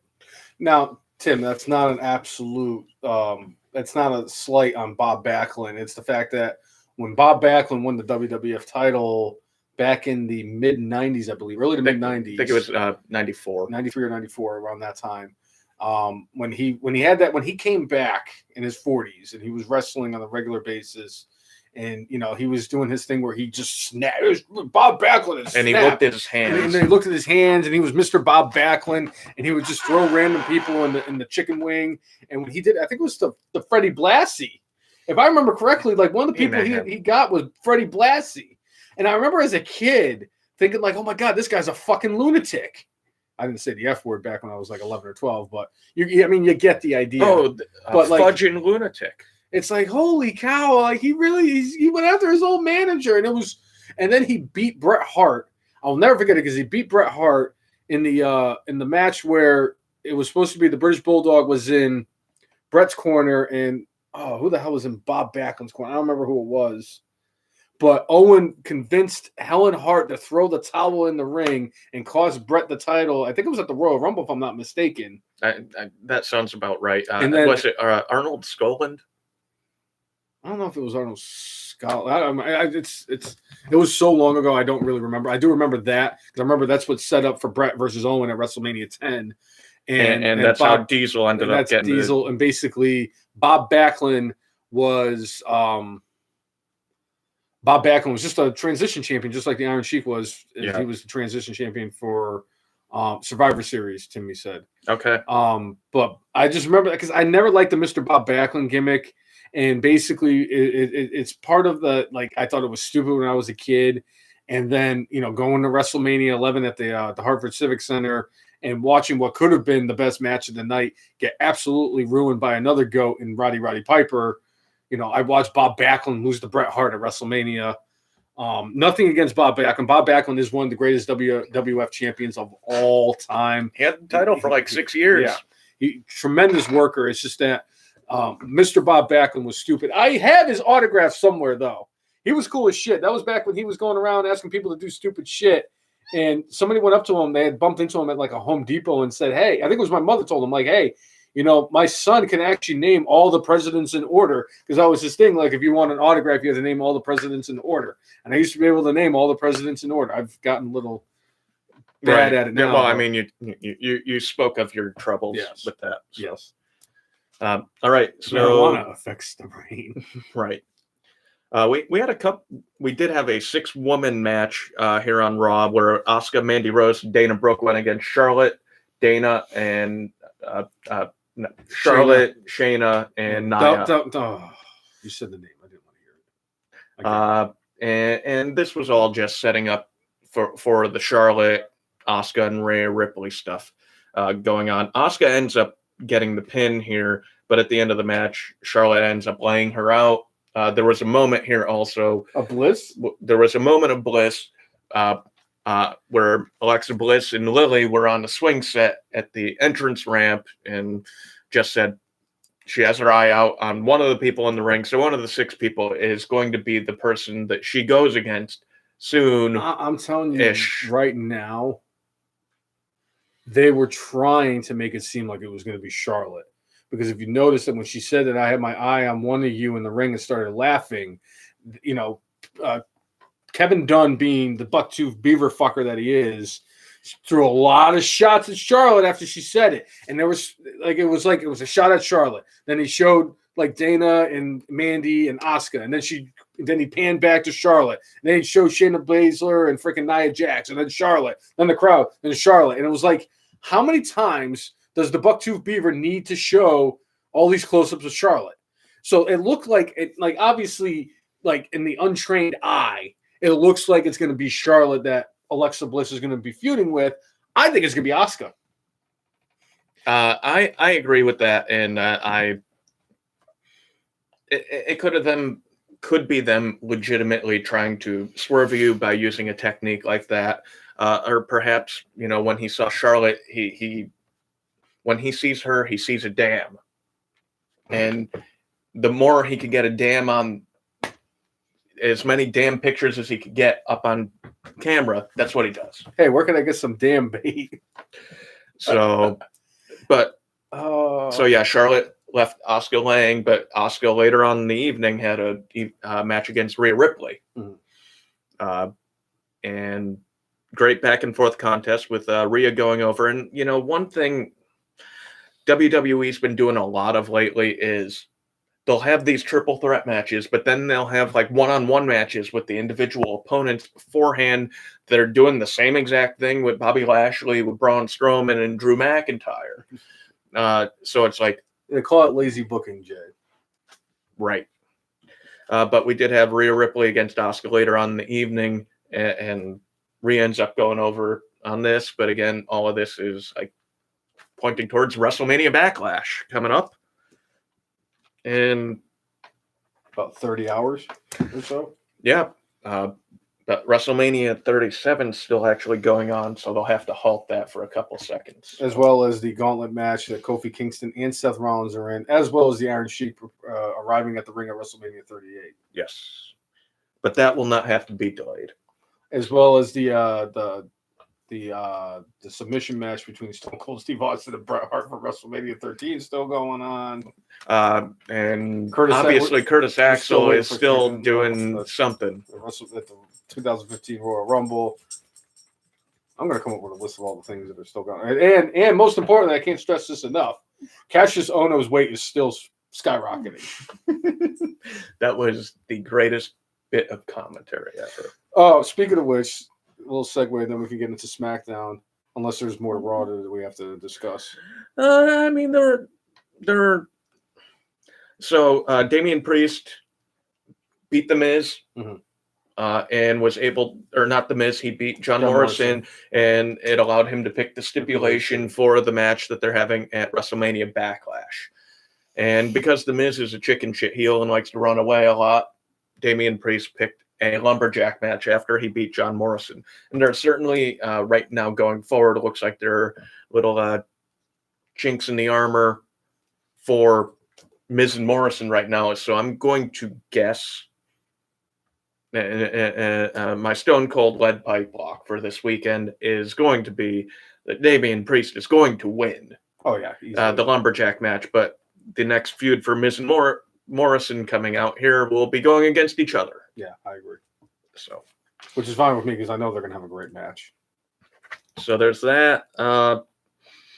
Lashley and McIntyre went against each other. But one thing they did throughout the show is MVP was trying to recruit Braun Strowman to beat the hell out of Drew McIntyre, so it would be a one-on-one match. I love MVP. I fucking love MVP. So I thought it was an interesting little thing to have him do that. But at the end, Braun Strowman decided he was going to give the power slam to everybody. Mm-hmm. Even MVP? I forget what he did to MVP. MVP tried to hit him with the cane, and it just, yeah. I am so happy too because I follow MVP on social media, and I know that he has been rehabbing. I want to see MVP get back in the ring. I enjoy, even at 50, I just want to see him just because it's fucking MVP, and I love MVP. Right. So I'm glad that his rehab is going very well and everything. I'm going to be excited to see him come back in the ring, and the fact that he is doing his best work right now in WWE is just incredible. As a mouthpiece, I should say. So as far as this goes, I think it's a good part of the build-up for this, and I have a not tinfoil hat. I think I've got a fairly reasonable way forward for what's going to happen in the championship match. Yeah. All right, and then we had RK Bro in the New Day went against AJ Omos and Elias Jackson Riker. We all knew. I mean, you see a team like this, you're like going, Elias or Riker is eating the pinfall. And obviously, lately, Vince McMahon's favorite little fun toy is RK Bro. And Randy Orton, even after the match, being the Viper, RKO'd his teammates. The New Day. So that's that. That's Monday Night Raw. Real quick before we get into SmackDown, I had to bring this up because I know it's going to make you laugh. So I was talking to Nicole yesterday about Pat, our friend Pat, and I was trying to find the picture of Pat. I don't remember which group chat it was in of all the pictures I have, but I went through all the group chats I have and tried to find that picture of Pat in the Northwestern sweater vest with the Ditka mustache. And I couldn't find it. But in my searching, I did find a beautiful piece. It was from NXT UK, and it was Dave Mastiff versus Cassius Ohno. And I was just like, and I was gonna, because like I'm like Nicole. The best part about these group chats is I forgot like 90% of these pictures existed, and I was showing her some of the pictures that I had, and I'm like, I came across that one. I'm like, she's not gonna find that as funny as like Jay would or Jeff would or anybody would, but like. It was funny because it was like Dave Mastiff is the guy in NXT who sounds like he's very heavy and like smashing the thing is like on the set of freaking Jurassic Park when he makes his way to the ring. And I'm like, Cassius Ohno does the exact same thing, except that they're not using special effects. That's just Cassius Ohno making his way from catering at his 706 pounds that he's weighing and rising. But I just I saw that picture and I said, I have to bring this up tomorrow. Yeah, because I know you would appreciate that because Cassius Ohno has been a running joke on this podcast for a long time. It's crazy that dude could still go pretty well in the ring. Like when he was skinnier, all the moves that he did, you're like going, oh, okay, for a tall dude, that's pretty impressive. Now it's like he was a tall dude that weighed extra. Do I still have? He went on the Vince Neil diet, and never turned back. I found it. Yeah, it was February 2 years ago, February 22nd, 2019. Cassius Ohno, are you talking about the Annihilator of Arby's, the Behemoth of Buffets, the Crusher of Chicken Wings, the Demolisher of Donuts, the Exterminator of Eclairs, the Fighter of Fettuccine, the Gargantuan of Hyros, the Hammerer of Hot Dogs, the Inhumanizer of IHOP, the Juggernaut of Jelly Rolls, the Killer of Krispy Kremes, the Laywaster of Lasagna, the Mauler of Meatloaf. Oh, it's Mercenary of Meatloaf, but Mauler I think sounds better. The Mauler of Meatloaf, the Neutralizer of Nachos, the Overtaker of Onion Rings, the Punisher of Pierogies, the Quantifier of Quizzes. I must have put a lot of thought and research into this one. The Ravager of Rubens, the Slasher of Strombolis, the Terrorizer of Taquitos, the Undertaker of Upside Down Cake, the Victimizer of Venison, the Walloper of Watermelon, the Exterminator of Zhejiang Food, the Yanker of Yodels, and the Zeus of Zebra Cakes. Cassius Ohno. Every all-you-can-eat buffet's worst nightmare. And you should at him, bro.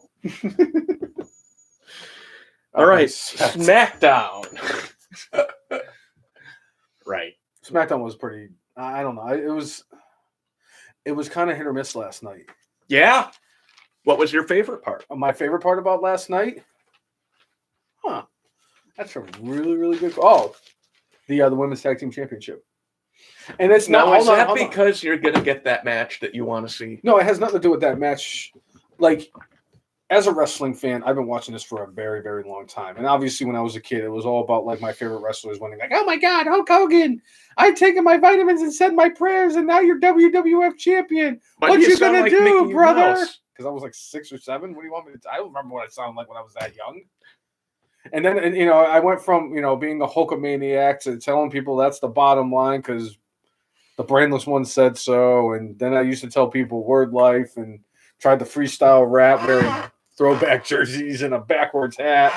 And then I wanted to be part of the straight edge society. And now it's a shameful thing. Lobster hell, a careless man who can wind up dead. But I will say this. As I've gotten older, I've had a better and greater appreciation for a lot of things in this business. I appreciate Ted DiBiase a lot more now for what he was as a kid. When I was a kid watching him grow up as, in my opinion, the best heel of the 80s and 90s.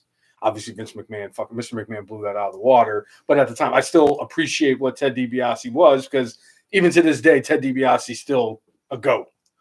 And it kind of led me to the route I went with The Miz. Because I thought The Miz was a joke when he first got to WWE. And then he won the United States Championship as his first title in WWE. His first singles title in WWE, I should say. I'm sorry, he won titles previously. And like when he won the U.S. title, he cried. When he won the Money in the Bank, he cried. when he won the WWE Championship, he cried because this was something that he never thought was going to ever happen, and he achieved these goals and stuff like that. I appreciate it. Like when Kofi Kingston won the WWE title a couple years ago. Last night was not the exception to the rule at all. So, and I absolutely loved the finish of that match last night. It was so perfectly done. The fact that, Shayna Baszler got German suplexed almost into the barricade, which I thought was really funny at the end of that match. And by Natty Neidhart, who is also a GOAT, by the way. And then she gets in the ring because Nia Jax looks like she's going to hit that move, that Samoan splash drop. Off the Samoan drop, thank you, off of the top rope onto Tamina. And then Natty came in there and kind of like prevented her from doing it. And Natty was the one that ended up eating the Samoan drop. And Nia Jax was laying out, and Tamina hit the freaking splash and got the pinfall on Nia Jax to win the tag team titles for her and first Natty. Ever title. Her first ever championship in WWE. I almost cried last night. I really did. And I get it. Like, nobody, her father's a horrible, horrible, horrible human being. I get that. But she's not her father. And she has been there for so long. They've given her such shit things. I mean, hell, she was with Santino at one point. She never really separated herself from anything that she could have done. And just last night was just like, you could tell too, like how much of a moment that was for her that she won the title and she thanked the fans and everything. I love that shit. I really do. Where you see the raw emotion from people from winning championships and stuff like that. That was not only was that my favorite part, you're going to hear me mention it one more time at the end of this episode too, about how that moment was going to be brought up in a something that's on the whiteboard. Yeah? Yeah. But I that was my favorite moment, not just of last night, but for the entire week of wrestling this week. That was my favorite moment. Okay. So, all right. And I also love the way, like, especially last night, the week before, how they've been booking Cesaro.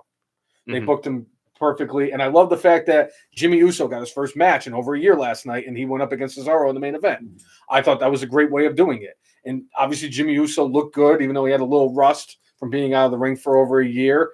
But the fact that they're still utilizing the Usos in that capacity, I think that's great. And it's like, it's just everything they're doing with that storyline is just they're hitting on all cylinders, and I'm enjoying this, and I really hope the outcome is what the outcome is. But specifically with that storyline, again, they're kind of making you think, what's Jimmy gonna do? Is he gonna help out Roman? Is he gonna help out Cesaro?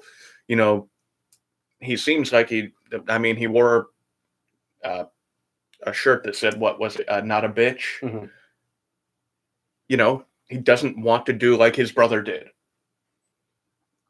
But at the end last night, who was the one who ended up hitting him? Cesaro.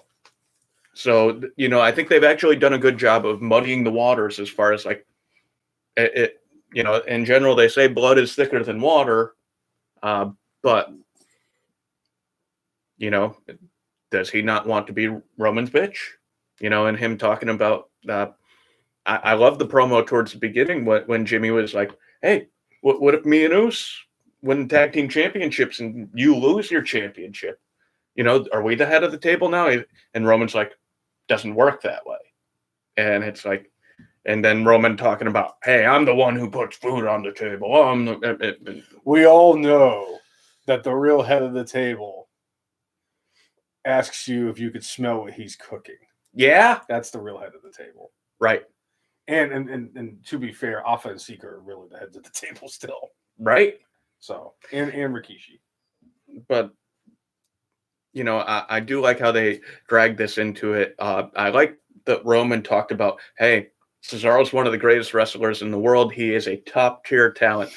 He did say one line I did not like.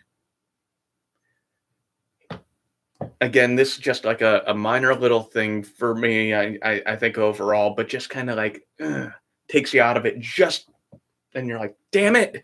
I was in fantasy, in the fantasy WWE world. But Roman said, do you think the people at Fox want Cesaro to be the champion? Breaking down like that, like fourth wall. Yeah, and I'm like going, no. Everything else was great about that. I did not like that because, again, it kind of takes like, oh yeah, this is scripted. This is. Mhm. I wasn't in the fantasy land of Vince McMahon. That's such good shit, pal. Exactly. Anyway, but overall, I did like what they did with this storyline to move it forward into WrestleMania Backlash. Yeah. And we'll make our prediction shortly about that. So, another thing setting up for WrestleMania Backlash is we had Rey Mysterio going against Dolph Ziggler in a match. What was up with Dolph Ziggler's hair last night? He looked like Pippi Longstocking. I'm going to say at this point in his career, Dolph wants to have fun. Oh. I don't think it's that he doesn't care. He's like, you know what? I was the world heavyweight champion twice. I'm not going to get back to that level. I know I'm not going to get back to that level. I'm going to have fun while I'm out here, and I'm going to, make a damn good living doing it. So I think he and Roode are having a great old time, and honestly, I think that's what they're just having enjoying themselves at work. Mm-hmm. So we all know this is another, for me, Stone Cold lead pipe lock. The Mysterios are going to win the SmackDown Tag Team Championships. I can hardly contain my excitement. I don't mind if, hey, first father-son duo to ever win the championships. I can't wait for Dominic to finally turn on his father, because I am so sick and fucking tired of watching Dominic Mysterio trying to come out the same way his dad does in the entrance. He needs to separate himself from his dad. Well, because that's the only way he's going to get him. I'm sorry, that's the only way he's going to get himself over. What match did I predict along that several months ago? He said it's going to happen at WrestleMania. He's going to have a WrestleMania match with his father. Yes. Oh, I agree. That's the only place it should be. It shouldn't take place during SummerSlam. It shouldn't take place during any other time. They're going to do it at Great Balls of Fire. Right. Just to piss you off. Inside a Punjabi prison. That wouldn't get me angry at all if they did it in a Punjabi prison match. Ooh, Mike does not think that they should put the tag team titles on the Mysterios. I like the Dirty Dogs. I enjoy what they've been doing, but the Mysterio, even though you hope they don't put the tag titles on it, Mike, I'm guessing they're going to put the tag team titles on them. And they're only going to be transitional champs. They're not going to have a very long reign as tag team titles, as tag team champions, because I'm convinced that whoever takes the titles from Ziggler and Roode are going to eventually drop to them very soon after to the Usos, because they're going to win the tag team titles. They're the best tag team in the last 10 years. I don't care what anybody says. In WWE. Not by a long shot, though. No, the New Day is pretty damn close. All right. So we had an interesting match between Baron Corbin and Shinsuke Nakamura. Corbin actually comes out on top here, but after the match, Shinsuke Nakamura Kinshasas him and steals the crown. Later on in SmackDown, you see him talking about more or less reclaiming the crown of King of Strong Style. So, a turn in character for Shinsuke is a good thing, because, ever since he kind of took Cesaro's place, what was it, right before WrestleMania, he hasn't been doing much of anything except for being in 6-man tag matches, 8-man tag matches, and putting people over. Yeah. So, having him reclaim his heritage, his title of the King of Strong Style, I'm down with this, as long as they go forward and treat it respectfully. And I want to see, him come out and want to, rip out somebody's heart. Mike had chimed in and said the reason that he doesn't want to see them as the tag team champions is that Dominic is still green. I agree 100% that Dominic is still green in the ring. I really thought that he should have just started out in NXT, because that would have been a good place for him to get to get his feet wet in the wrestling ring. Obviously, going up against Seth Rollins in your first career match in the main roster at SummerSlam and putting on a hell of a. I mean, he looked good. He didn't look great, but he looked good for somebody who is still kind of new to the industry and all that stuff. Granted, his teacher is his father, so he's learned a lot from his dad. I think that Dominic, I think in a year or two, Dominic is going to be fine. He's going to be a really good wrestler. He's still a little clunky in the ring. He's still got a lot of time to go before he gets to the level where he is actually taken seriously as a competitor. And I think that he really needs to start donning a mask. I actually have a bigger problem with him not wearing a mask than I do about his in-ring ability. I'm sorry, he's ugly as sin. His father's ugly as sin.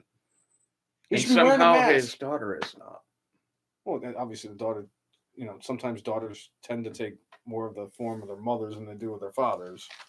So, and anyway. And she was dating a 31-year-old man. Storyline. Yeah. Yeah? Whatever happened to that? Never mind. You know what? Don't bring that. No, we're not going to talk about that ever again. No, let's not. All right. So main event was Cesaro versus Jimmy Uso. This match, I mean, when you saw it signed, you're like, all right, there's going to be interference, and what the heck's going to go on here? And Cesaro did win via DQ, but, Roman got involved, Jay got involved, and at the end, Cesaro kind of standing tall, but had hit Jimmy, hit Jay, hit Roman. Roman kind of skedaddled as Cesaro freaking stood tall at the end of SmackDown last night, which typically is not a good sign heading into a pay-per-view. Yeah.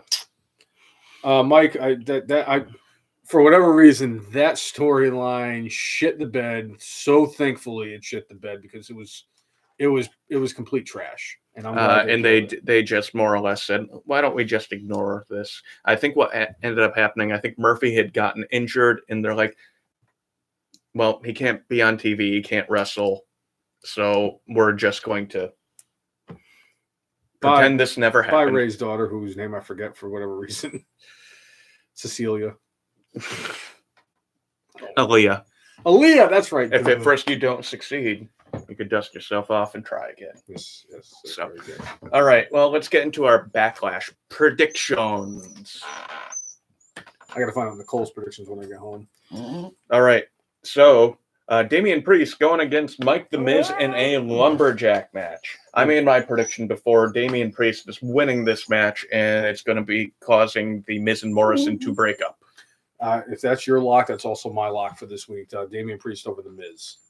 I thought it was interesting too, was there was a report that came out about how WWE is looking for new faces to kind of push on Raw, some fresh faces, because they don't have enough people in their main event picture. Sure. Well, that wouldn't have been an issue if you didn't take two of your major main event guys and stuck them in tag teams and makeshift tag teams and just plummeted your thing. And it's like, and I feel bad for Braun Strowman because I really do. I like Braun Strowman a lot, but it's like he's always the forgotten guy.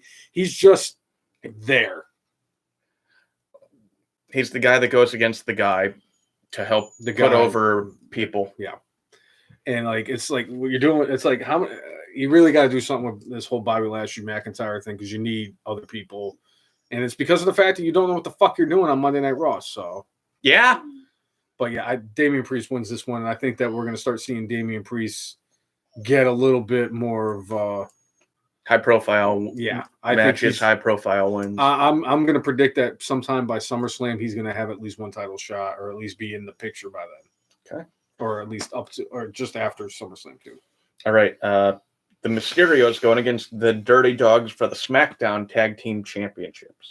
I'm going to go with the Mysterios. I agree. I mean, and I love what Dolph and Bobby Roode have been doing on this run, but I know that WWE likes to make history, and I'm sure it'll be something that Ray is completely overjoyed about, that like he gets to share this with his son.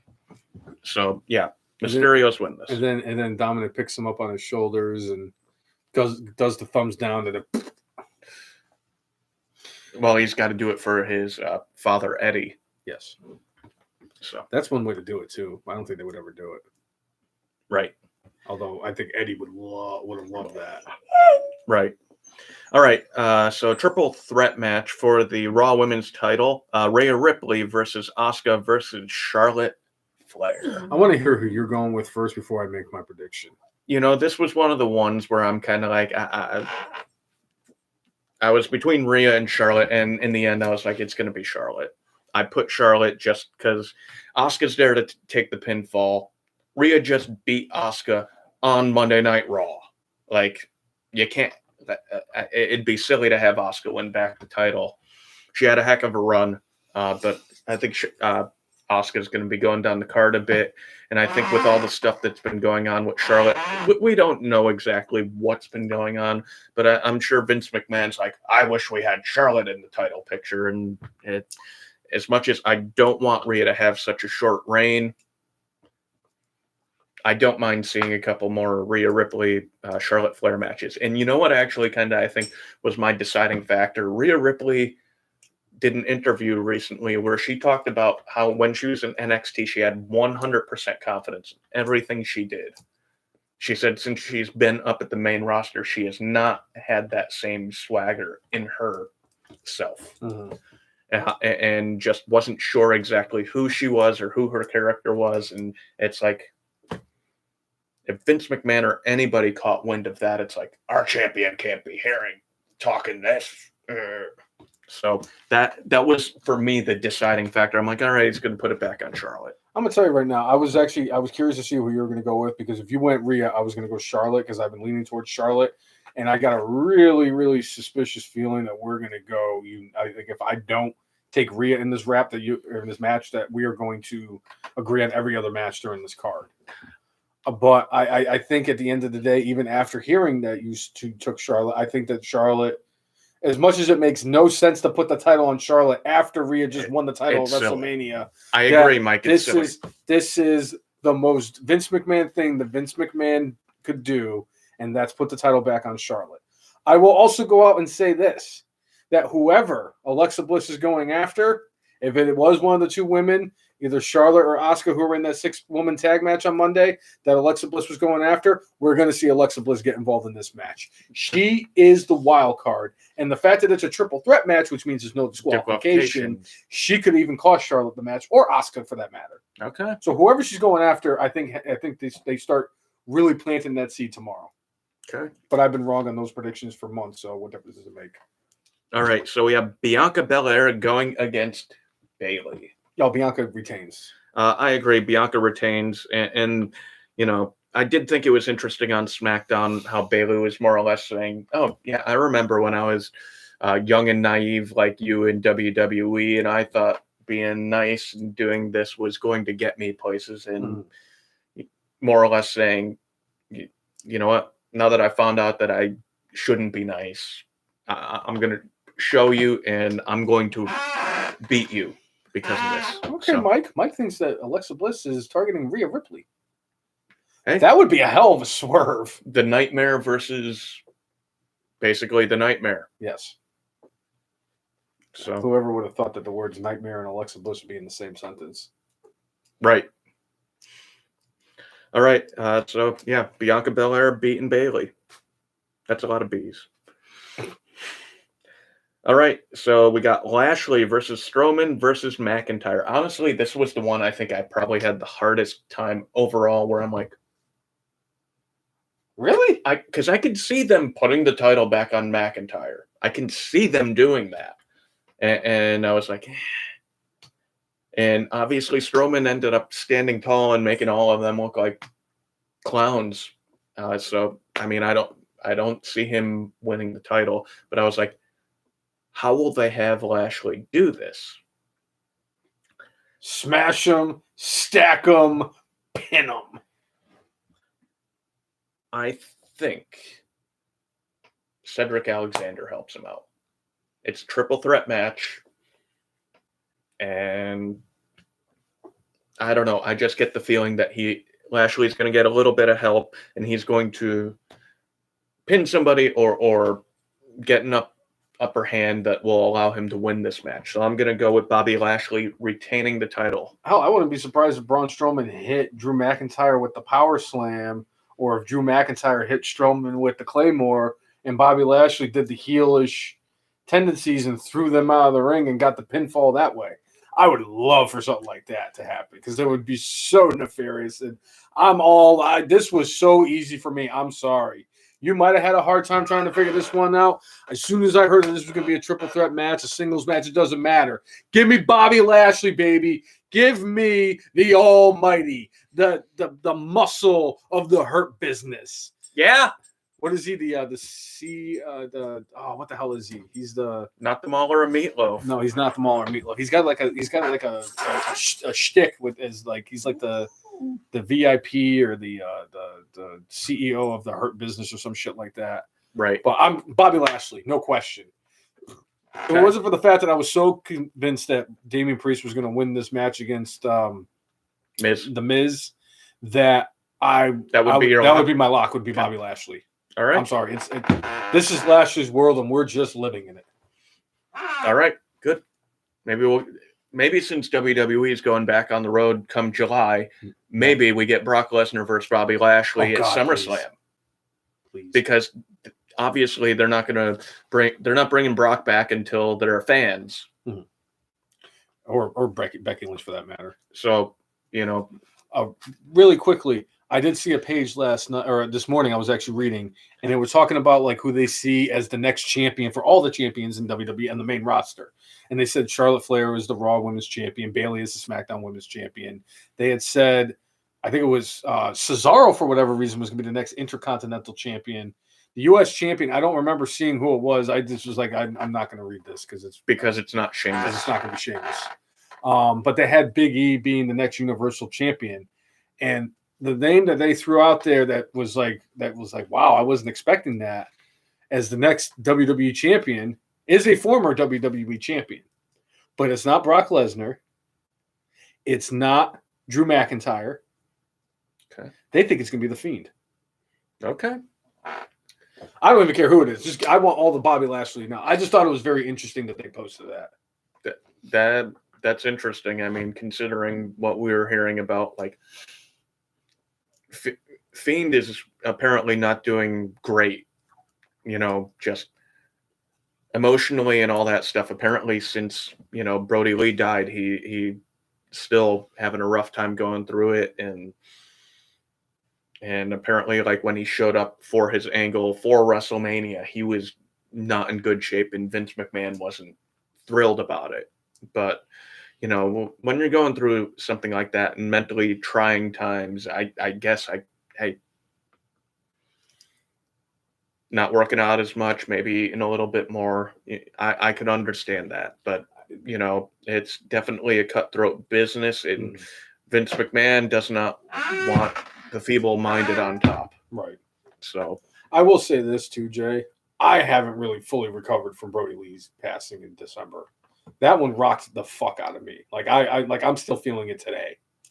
So I can completely understand because I was just a guy that enjoyed watching wrestle.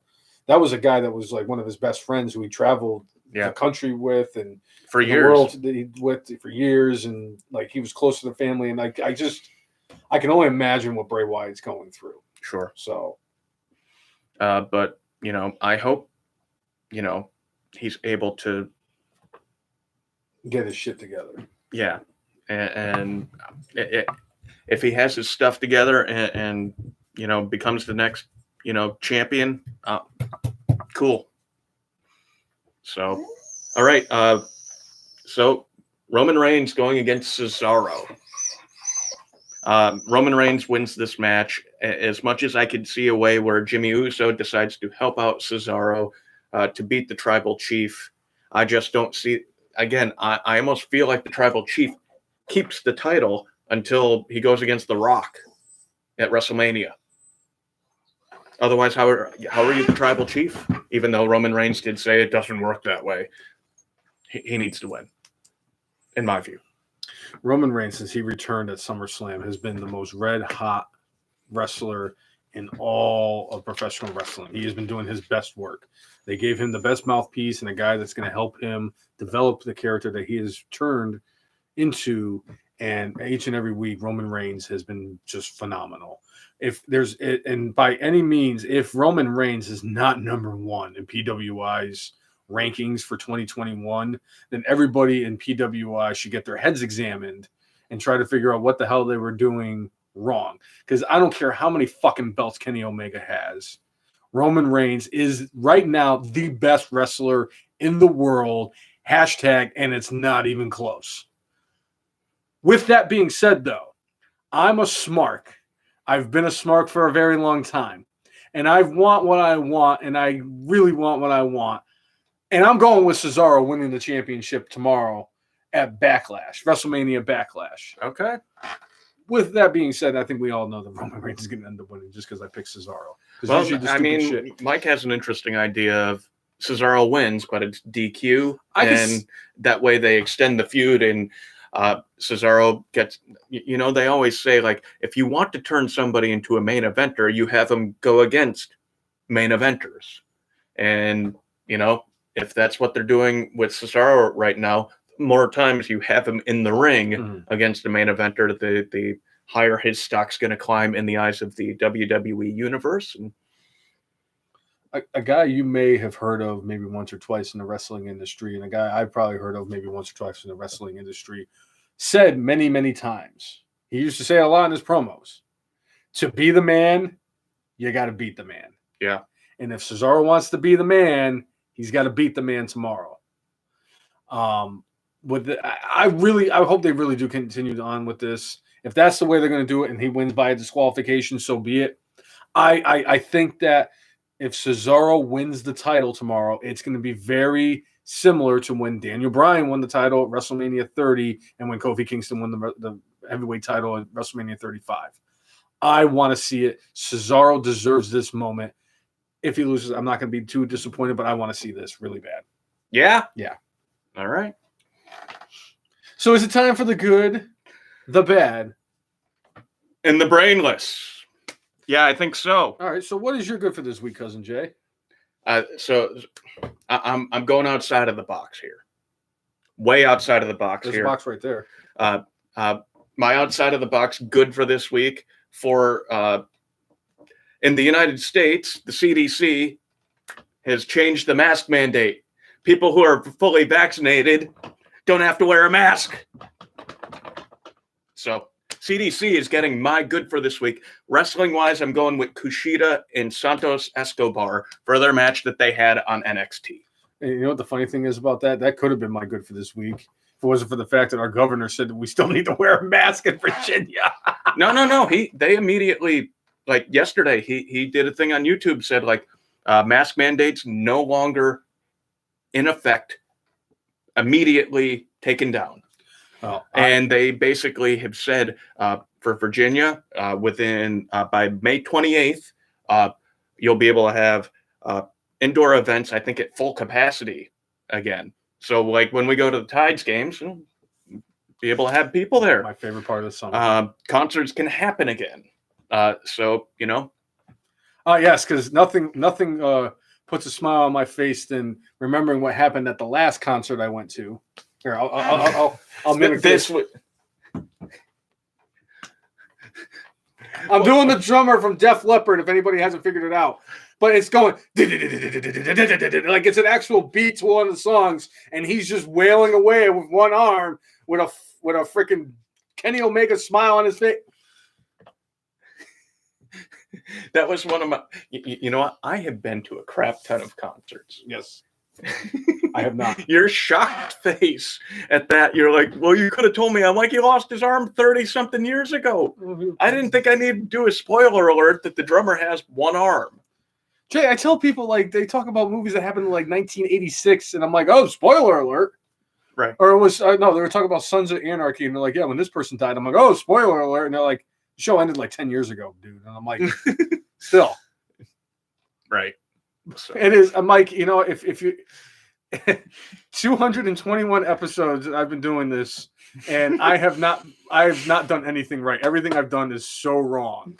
I mean, from trying to just like the things I've said about Nia Jax over the years, and Kenny Omega, and Eva Marie, and Vince McMahon, and you name a plethora of people. And even before this podcast, I've been wrong my entire life. Sad.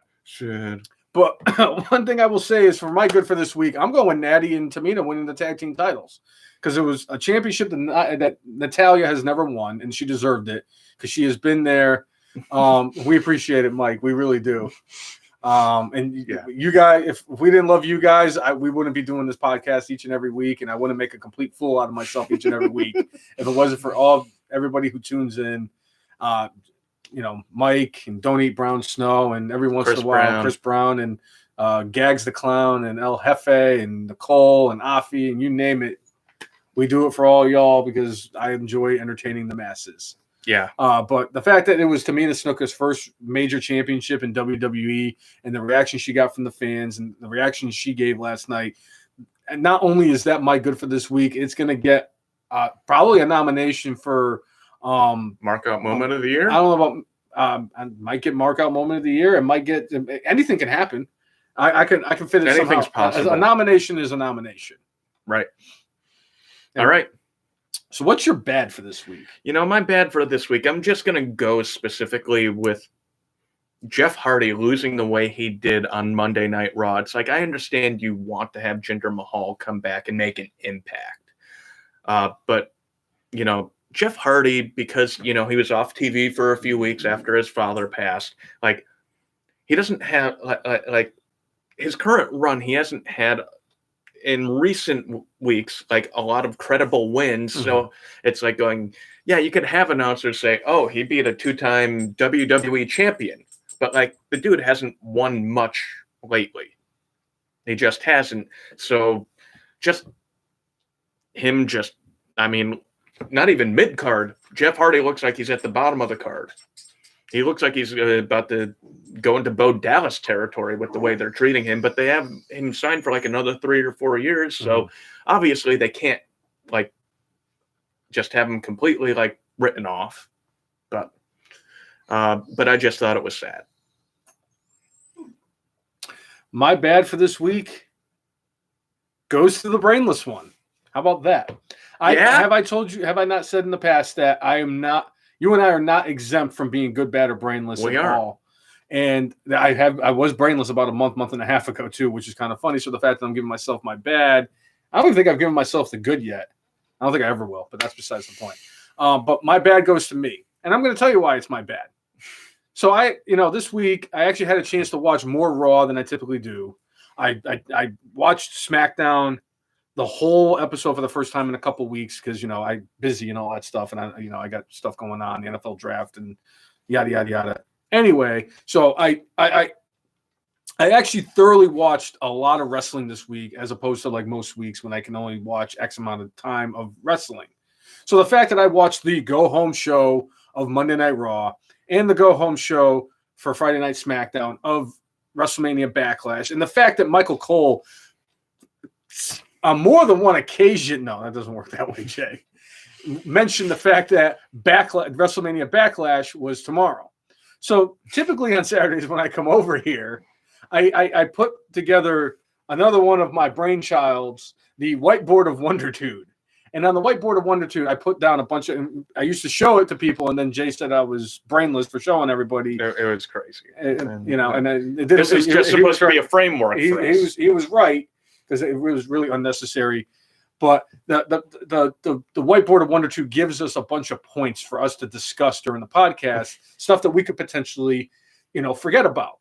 So, of course, I'm going in there, and I write the first 3 topics on the thing, and I said, Jay, actually, no, I only wrote the first 2. I said, I did the New Jack and Zelina Vega, and I said, Jay, what else happened this week that I had to write on the whiteboard? And he talked about, WWE is going to be going back on the road this during the summer, which they are in July. WWE will be going back on touring once again. July 16th. He said something about the dissension amongst the elite of all the executive vice presidents of AEW, which I then put on the board. And then I sat there like an idiot trying to figure out what the 5th topic was. And usually the 5th topic is like the last thing before our good, bad, and brainless, which usually is the predictions for the pay-per-view the next day. And I didn't realize that I had just slipped my mind, except for the fact that Jay was dirty grilling me for about 45 seconds before the show started. And I'm like, I don't know what else to put for this last topic. So you know what I put? Yeah. I literally wrote. You want to show him? Go ahead, show him. Show him. I actually wrote "yeah" on the board. It's upside down for you guys, but I actually wrote "yeah" on the board instead of putting predictions for WWE's WrestleMania Backlash. So you know what? In the words of GOAT himself, my bad. So I give myself the bad for this week. all right. Yeah. What is your brainless for this week? You know what? My brainless is a thing that I brought up briefly before, which was Roman specifically mentioning the people from Fox don't want Cesaro as the champion. And again, it took me out for a moment of like, I'm in WWE fantasy land, and it brought me to like, yes, this is something scripted, and this is something, and it's like little things like that just annoy me. Mm-hmm. And Roman's been doing such great work, and I'm like, well, yeah, I don't agree with this, and I don't know if it came from him or it was something from the writers or something from Vince, but I just didn't like it. So that is my brainless for this week. My brainless goes to AEW. Is it because of Kenny Omega is still the champion? Well, it has nothing to do with Kenny Omega still being the champion. I mean, obviously, I understand with the injury to Orange Cassidy, so you have to change the ending of your match to determine the number one contender for the Kenny Omega derpity derp title for AEW. But there was two things that really stood out for me this week that really I was like, this is fucking brainless of AEW. The first thing that they did was the Young Bucks did the "I'm sorry, I love you," kind of like what Shawn Michaels said to Ric Flair at WrestleMania 24, right before he super kicked him, pinned him, and ended his career. And like, and it's just like, come on, man. You guys are trying everything you can to copy these motherfuckers, and it makes you guys look stupid because you're like, we're trying to be better than WWE, but you're sitting there and you're doing shit like that. Between that and then the fact that they did the little bit of the bubbly, kind of paying homage to the freaking beer truck that Steve Austin did, so that's 2 times that they copied WWE. And on top of it, to make things worse, Rusev fought for the TNT title against Darby Allin on Wednesday. I have no problem with Miro winning the TNT championship against Darby Allin. But he put him in the accolade, and he passed out in the accolade. But if you watch the replay, or if you watch the match, definitely go and watch the replay. Both of Rusev's shoulders were on the ground. Right. And you could have counted 1, 2, 3 before the referee came in there and called out that Darby Allin had been passed out. So technically, Darby Allin won that match. So I'm sorry. I brought this up after WrestleMania. Technically speaking, Edge pinned Daniel Bryan before Roman Reigns did. Yes, you're right. But I'm sorry, this is AEW. I would have overlooked it if that was the only thing that happened. But because the freaking ego assholes, the Young Bucks had to do what they did, that really triggered me a lot. And then the whole, we're going to just like, come on, man. You guys don't see, you're like, oh, we're trying to do this, this, and this, and we're not trying to be like WWE, but you are. You have way too many fucking stables. You have way too many run-ins, and almost every match is a fucking run-in now. It's like you put the title on the guy that nobody wants to see as champion in this place. You got a fucking lunatic running around with a freaking Giants fan, so 2 lunatics running around together. I just, I want to give AEW the benefit of the doubt, but the longer they're around, the less I'm just like, I can't do it. So that's why they get my brainless for this week. All right. So if you like what you witnessed today, whether you are a first-time watcher or somebody who is tuned into any of the other 220 episodes before today, make sure you like us on Facebook, follow us on Twitter, follow us on Instagram, and subscribe to us on YouTube at the letter T, the letter H, the letter E, the letter F, the letter N, MARKS, the Effin' Marks. If you like, follow, and subscribe to us on all those outlets, we will do the same back. That has always been our mantra. I don't even know if that's even the case on YouTube. That's how much I really don't. Subscribe. Oh, we do. Subscribe back. Okay. Yeah. So we can do that. All right. We can do that. I'm 38 and been dealing with YouTube since like the mid-2000s, and I still haven't figured it out. And make sure you set up notifications every week on the All Elite Marks page. That's where we go live on Facebook. Set up notifications so that when we do go live, you'll be informed. So you can join in with the conversation and watch us 2 clowns talk professional wrestling, and you chime in with your own bit for the conversation. And just to let you all know, my brain has now fully healed from completely melting after that 64 wrestling shitty gimmick tournament. So I will be posting another one at some point. It's either going to be tomorrow or Monday. So make sure you check out our Instagram page. It's going to be in our story, and you're going to be voting. I haven't decided which one I'm going to do yet. I kind of want to ease myself in before I do another 64 shitty gimmick tournament for WCW. Sure. I think the one that we were talking about last week, the entrances, is going to be one of the next ones up on the line too. So we'll definitely be coming. That's going to be fun trying to trim that down to 64. Sure. So I think that's it. Yeah. Wait. Un momento, por favor. Yeah. Uno más. Yeah. One more. Sí. Because today, porque, if I actually knew more Spanish, I would probably do this more. That's because today, on May 15th of 2021, at an astonishing 2,302 days, is still alive in the 2015 Royal Rumble. Yeah. I hate the fact that I play this song in my car now. You shouldn't. It's the only one of the few songs I don't have music ADD for. All right. So thank you for tuning in, everybody. Thank you for tuning in to episode 221 of the Evermarks Podcast. I'm Jay. Who might be Jay Stradamus in a couple weeks, so all we know. And I am the brainless one. Make sure you mark out with your Glock out. Enjoy WrestleMania Backlash, everybody, and we will talk with you next week. And just know, next week we are going to, it'll be a modified time. We don't know exactly when yet. It'll either be later on Saturday or possibly on Sunday. But we will try to get that message out to you. Yeah, we'll let you all know on all the social media outlets when we're going to actually do the podcast next weekend.